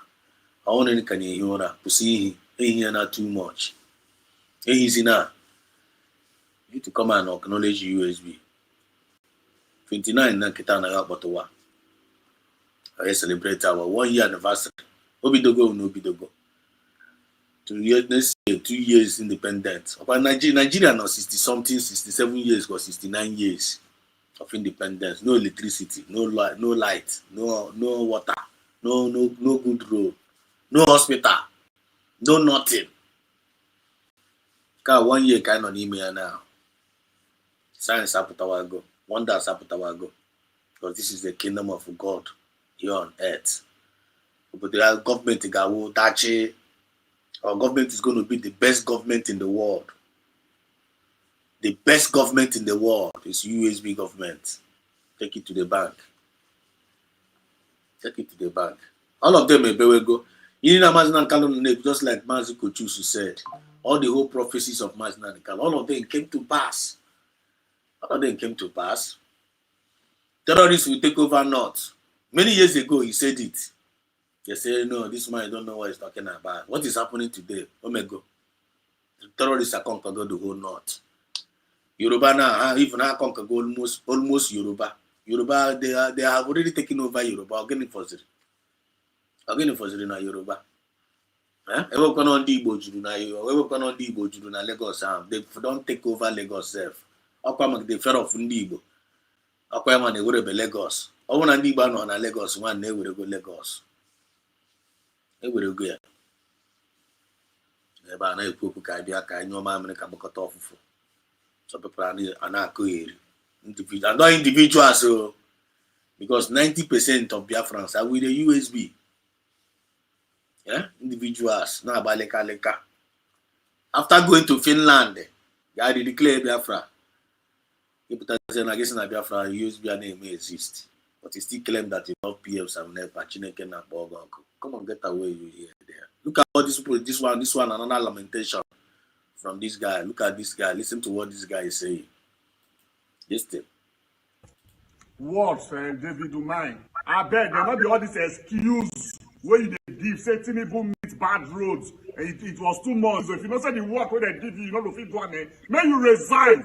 From Agba to Lagos, so bad road. Port Harcourt to Lagos, bad road. Asaba to Lagos, bad road. Warri to Lagos, bad road. Bypass, bad road. From Ekboma, everywhere, bad road. From Uromi to bad roads. Show me, just show me only one where you don't succeed. It can't be like some of their business with aviation ministry. More than not they do any roads, so that everybody gonna run rotate flights every day. That flight they cost. Resulting to get from Lagos to Warri now, 400 go come. If you don't say enough to do the work, resign. Don't hear about me. This one another lamentation from one of the one Nigeria. All of them are crying. All of them are crying. Okay, couldn't win Africa. Well, then I never get that now. And if you got this one, couldn't wait for you. When you learn at you okay. When you learn at walk, and at you okay. I don't want to forget this one. I could show you Blana Adrea. I could show you Blana Adrea. Munda no Munda. I could show you Blana Adrea. Then I never now.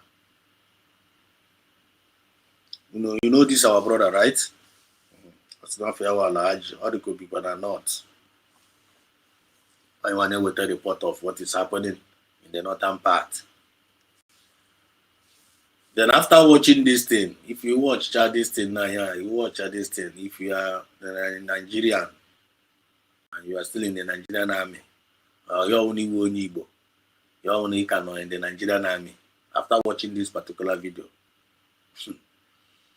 there's no mercy for you. Listen to this, our brother. Within the Nigerian army as a soldier, this news where they bring now, this particular news supposed to make you resign as a soldier. Because if not me, I go resign. Personally, if this news come when I was still a soldier, I would have resigned. You know, because this news is very, very demoralizing. I love it.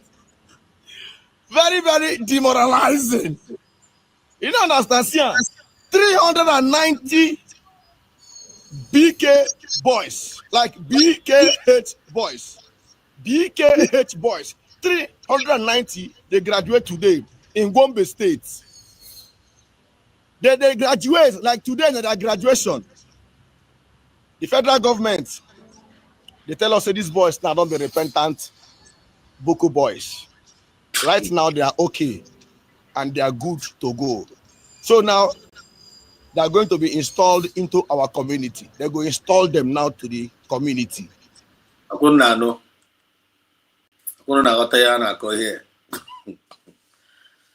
Ndị I am in the Nigerian army and you are an Igbo man or Igbo woman, you are in the Nigerian army. This message is for you. And you are from one Nigerian people, maybe from Yoruba or Hausa, Indigen or Indigen of Nigeria, either Indigen of Yoruba, Indigen of Igbo, Indigen of Benin, Indigen of Kwara, Indigen of anything from Nigeria, and you are still in the Nigerian army.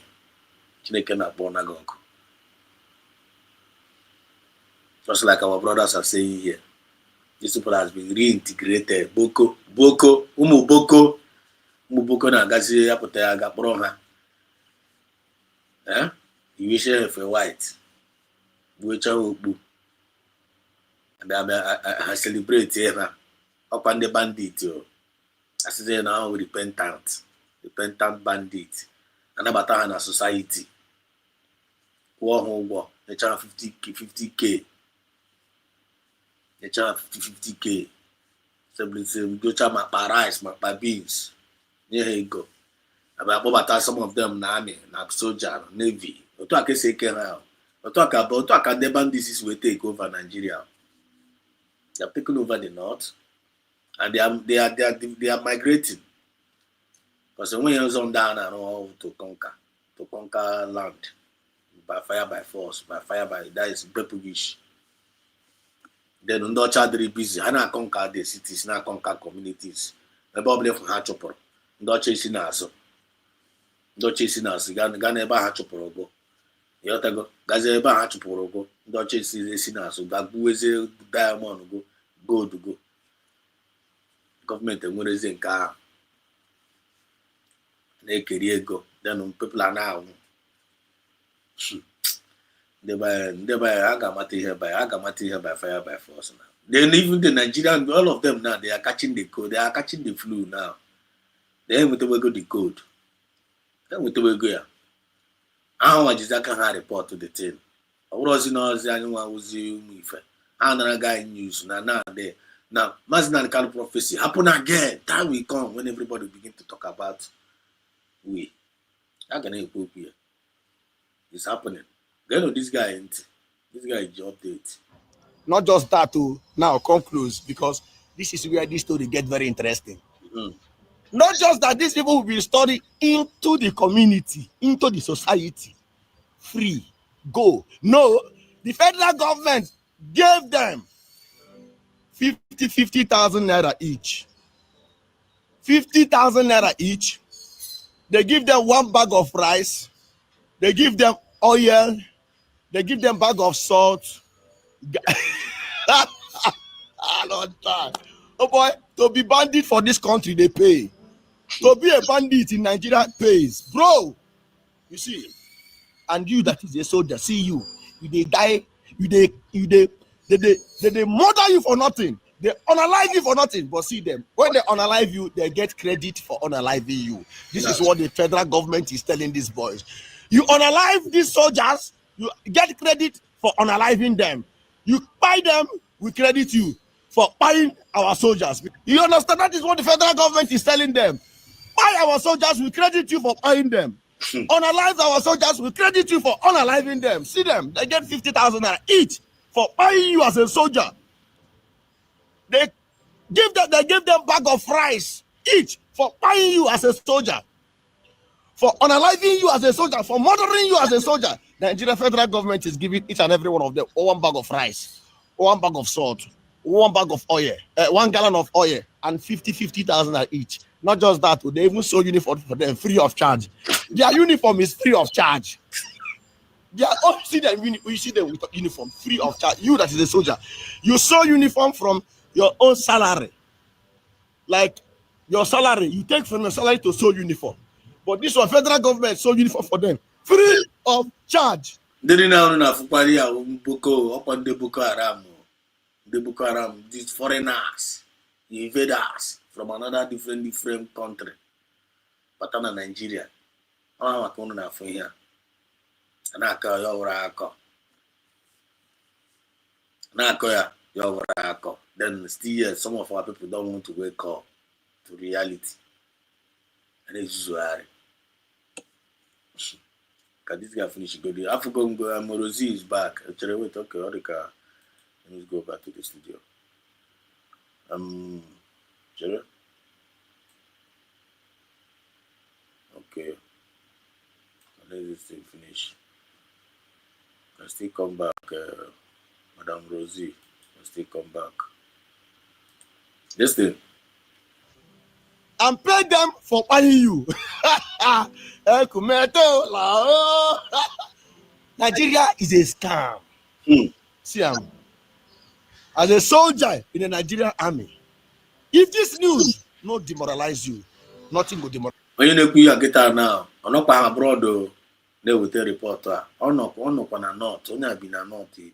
If I hear a name, there are some people then I told you. They're afraid to talk. They're afraid to speak. When you only one Nigeria self, one of Nigeria reporting. Fearless reporters. What the for the book maka threat to equal and also now no part in Kanka choose naturally and he's doing the job perfectly well. That guy do very, very active. Mobbing report to this thanking. All the very, very active. And according to Hausa, that's coach. I don't know Hausa now. Oh, well, no, no, na Telegram handle. You na drop whatever stuff. You who you na drop whatever stuff you got.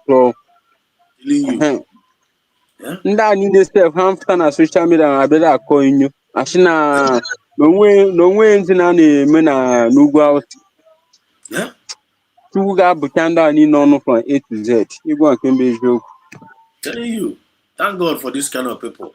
They are akwa all those pastors nna achị na onwe anybody a na-egbu ma onye nke si nọ ndị Igbo bụ nsogbu Naijiria nwere Chukwu ga-abụcha nwa niile ọnụ akwa o kwuchara sef olukwere ọnụ hold that very day sef after ka o kwuchara okwu ka bịa gbaa njanja ga-agba n'ibe ewu n'obodo ahụ. That is to tell you na that God of justice ebidogo. What we offer? Let's continue to listen to moralize you again. Your government is crediting people that are buying you. They credit them for unaliving you. They give them bag of rice for taking your life. They give them bag of salt for taking your life. They give them bag of a gallon of oil for murdering you. Where is the morale? Ochebe, hey, federal government of bandits. Nigeria federal government is federal government of bandits. It pays to be a bandit in this country. Tell me why people will not go into banditry. Because you get compensated for taking somebody's life. Only in Nigeria, this one they happen. You know the story. Forsake federal government of Nigeria. Forsake. And if you're on TikTok, don't forget. They're after these accounts. Follow my backup accounts. I don't tag them for this video. Meanwhile, more federal government agencies such as the National Emergency Agency have joined in the fight through the non-kinetic approach. At the point of their reintegration into the society, so the National Emergency Management Agency comes in and provides the necessary relief, which will serve as a support for them and their families. Imagine. Before they are able to get a source of livelihood and then get properly settled in their various societies. For the stakeholders, the country's non-kinetic approach is working and needs the support of all stakeholders to tackle issues of insurgency, banditry, and aggressiveness in the country. Chika, Udem. Life and direct. This is unbelievable. Then, whereas the you can go ahead and quote us. Disagree with us. Whereas a freedom fighter, Masnani Carlo, AG, and ever neke go to Neboko, life and direct. And neke go with Neboko, and neke go with Neboko, life and direct.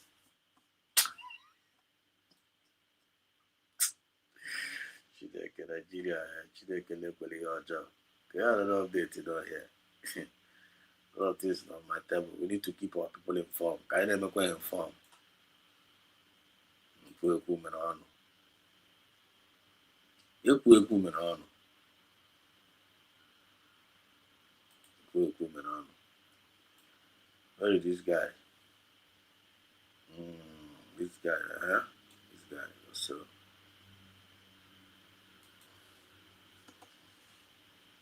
Casualties, dealt casualties are caused by doctors and nurses. The same thing when they happen for good and car now. They're going on to this guy for now. Another update, which everybody know. The police us. So when I committed genocide there. And Ethiopia. Stop Christian genocide in Nigeria. These people are evil. I get them exposed. Chineke Nagana confirm his word. When they went here, the same thing when they happen for police system. Now what they happen for medical system. It's not supposed to be so. It's not supposed to be so. 47%, if not up to 50% of casualties, dealt casualties, are caused by doctors and nurses. That somebody will be rushed into hospital for emergency case, doctor will get mind. If they see person, they die. You see this person is actually going. You get mind. They tell the person, say, until him people go buy card first. They need to go and buy card, pay for registration, pay for consultation before a doctor will look into a dying person. You need to find out my room here for you. There is for you to have a need for you. The urgent thing for you to come and know to acknowledge your government, USB government. I don't want to put all this nonsense here. Government that will provide good hospital for you, and then get insurance, you get health care. I get health care. All these civil for now can no longer be in our land. People that be well secured, well provided for, well cared for. Government of the people, by the people, and for the people. All this nonsense, and if you refuse hearing the sound of our voice, and refuse to pay attention to what we are saying, you're not gonna put the blame on us. Much go up today right now. So the message at the end of my table today, I believe I go here. Thank you so much, Maziko Choose. Thank you so much, Ocean the Monster. Thank you so much, Triple M. Thank you so much, River Goddess. Thank you so much, EJ Minister, for your messages tonight. That was awesome. I think we recorded. I don't know, go here. When you're not for your tag, I feel it. Chineke na agba anyị n'ume. Agọzie anyị niile. Protect anyị niile. Protect our government. Protect Dr. Ngozi Arabeze. Protect Mazi Nnamdi Kanu, PM Simon Ekpa, all the genuine cabinet members. Protect all our men on the ground that are protecting our land. Protect all the 40 states and all the governors that protect our land. And that our governor Kai Family I kidnapped yesterday. The government have already sent the Nigerian government to see they must release that guy. I can release him. We must release him. If we don't release him, our government will retaliate. Young government versus government right now. Don't forget, 29th of this month, and our 1 year anniversary. It's going to be a day of our celebration. We're going to marry and celebrate. There we go. Is no way governor kidnapped. I'm a governor kidnapped, and then Nigerian governor of KZ, check I'm there now. He didn't aware. I gotta go arrest one of our governor. I don't come out well. Come go to where our DPM is going to Hosey now. I gotta go kidnap one of our governor. Bush.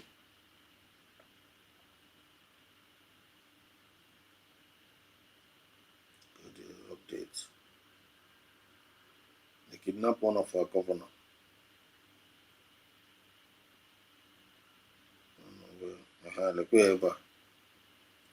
Breaking Nigerian DSS, Port Harcourt, and the President Tulumbu released Jerry after the governor of Jerry, AA.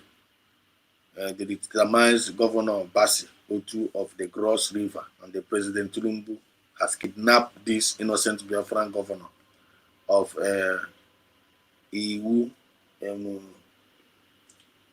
Ihumroha State. Ihumroha State, Jerry, to the DSS Port Harcourt. Attaches a message he horribly dropped when Tulumbu sent his armed DSS terrorist agent to forcefully remove him. Read the message below. The only crime is that he is a Christian Biafran that refuses to live with the reintegrated terrorists. Tulumbu and his Nigerian agent murdered his mother last week when he goes searching for him.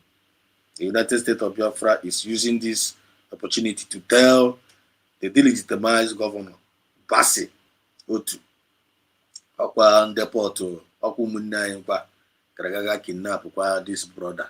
But I bet I want to ask again, I won't be Igbo, and we are Igbo, and nobody's want to count us out of Igbo. United States of Biafra is using this opportunity to tell the legitimized governor Bassi Otu, okay, Biafran Nigerian government to kidnap Biafra. And DSS Port Harcourt to ensure that nothing happened to Jerry. Release him immediately. He has not committed any crime. The United States of Biafra government will retaliate swiftly if anything happens to him. DPM. Which is okay, no good. Yes. So the government the government is go grand hosi, Nigerian government hosi. So me fair. I'm not gonna pay attention. Go to DPM Exando, you got money if I got there. You will information you dispose you will. You will not be silent about all these issues, pressing issues, all those saboteurs, raising up their ugly hairs, bringing up all manners of lies. We will continue to debunk them. And get Jesus which all of them inside. Also, I let them go and recruit 10,000 or 1 million bloggers. They are coming against us with their physical item. I want to come against them in the name of Chukwu Kabiama. So I get marry her. If David can win Goliath in the name of God, I want to give the Nigerian government in the name of Chukwu Kabiama. I give you war in the name of Chukwu Kabiama. Because I want to try and Jama. I want to wear Biafra. I want to wear USB. Our human being wear. So I want to wear this USB for the mount for one which I got a mezu. Chukwu Kabiama. He said. So thank you so much, Maziko Choose, Show Monster. Thank you so much, Wani Igbo. Wani Igbo Ndewo. Thank you so much. Thank you for joining in. Thank you so much for your wonderful contribution. It was a glorious day, 29th November 2024, at Lati, Finland. Tears and joy overflow. Child. Thank you so much, Wani Igbo. Preach man of God. Because so thank you so much, Wanibo, for all your wonderful contribution in the comment section and every other person in the comment section. Zeal, I see you. There was zeal. There was zeal. I see you.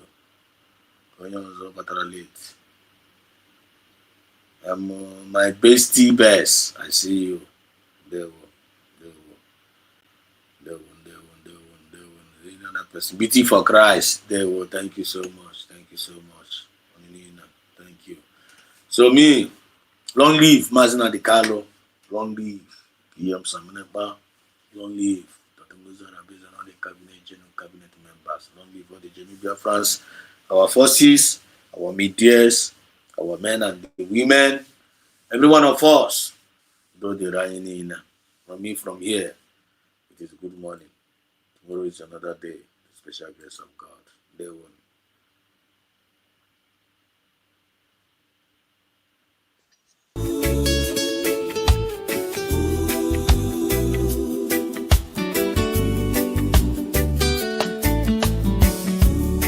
April 16, 1984, they came at dawn.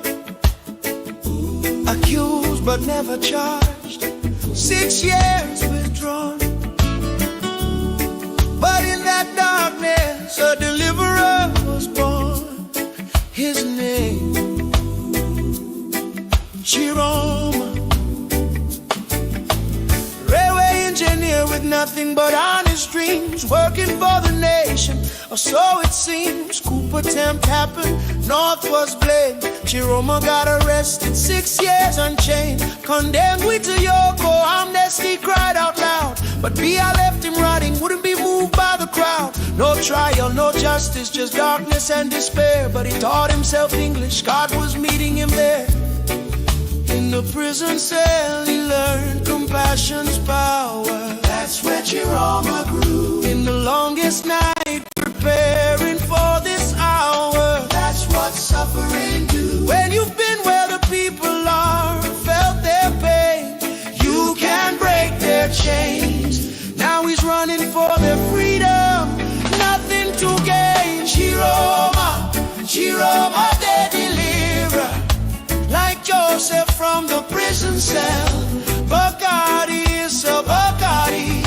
He knows the story he can tell. He's been through the fire. 6 years couldn't break his will. Chiroma, Chiroma, the deliverer. He's gonna save us still. Oh, Chiroma, yes we will. Trust Chiroma, he's so real. It's that Chiroma understands our freedom's in his hand.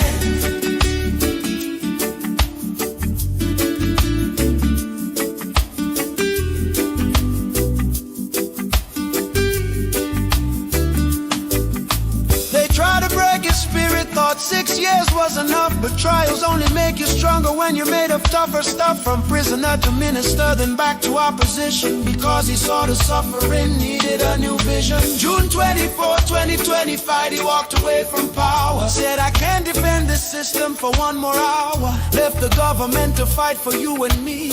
That's the kind of leader who will set our nation free. Joseph was forgotten in Pharaoh's darkest cell, but God was preparing him a story he would tell. From prison to prime minister, God's timing is divine, and Chiroma's story echoes through the sands of time. 6 years in darkness prepared him for this day, to lead Cameroon forward in a brand new way, not with bitterness or hatred, but with vision clear. Chiroma's time is now, the moment's here. Chiroma, Chiroma the deliverer. He's been tested, he's been tried. Bacardi is a Bacardi, nothing left to hide. Chiroma, from Kondengui to the palace, watch what God will do. Chiroma, Chiroma, the deliverer, he's delivering you. If you've ever felt imprisoned by the system, if you've ever felt forgotten in your struggle, if you've ever wondered if change could come, remember Chiroma's name. 6 years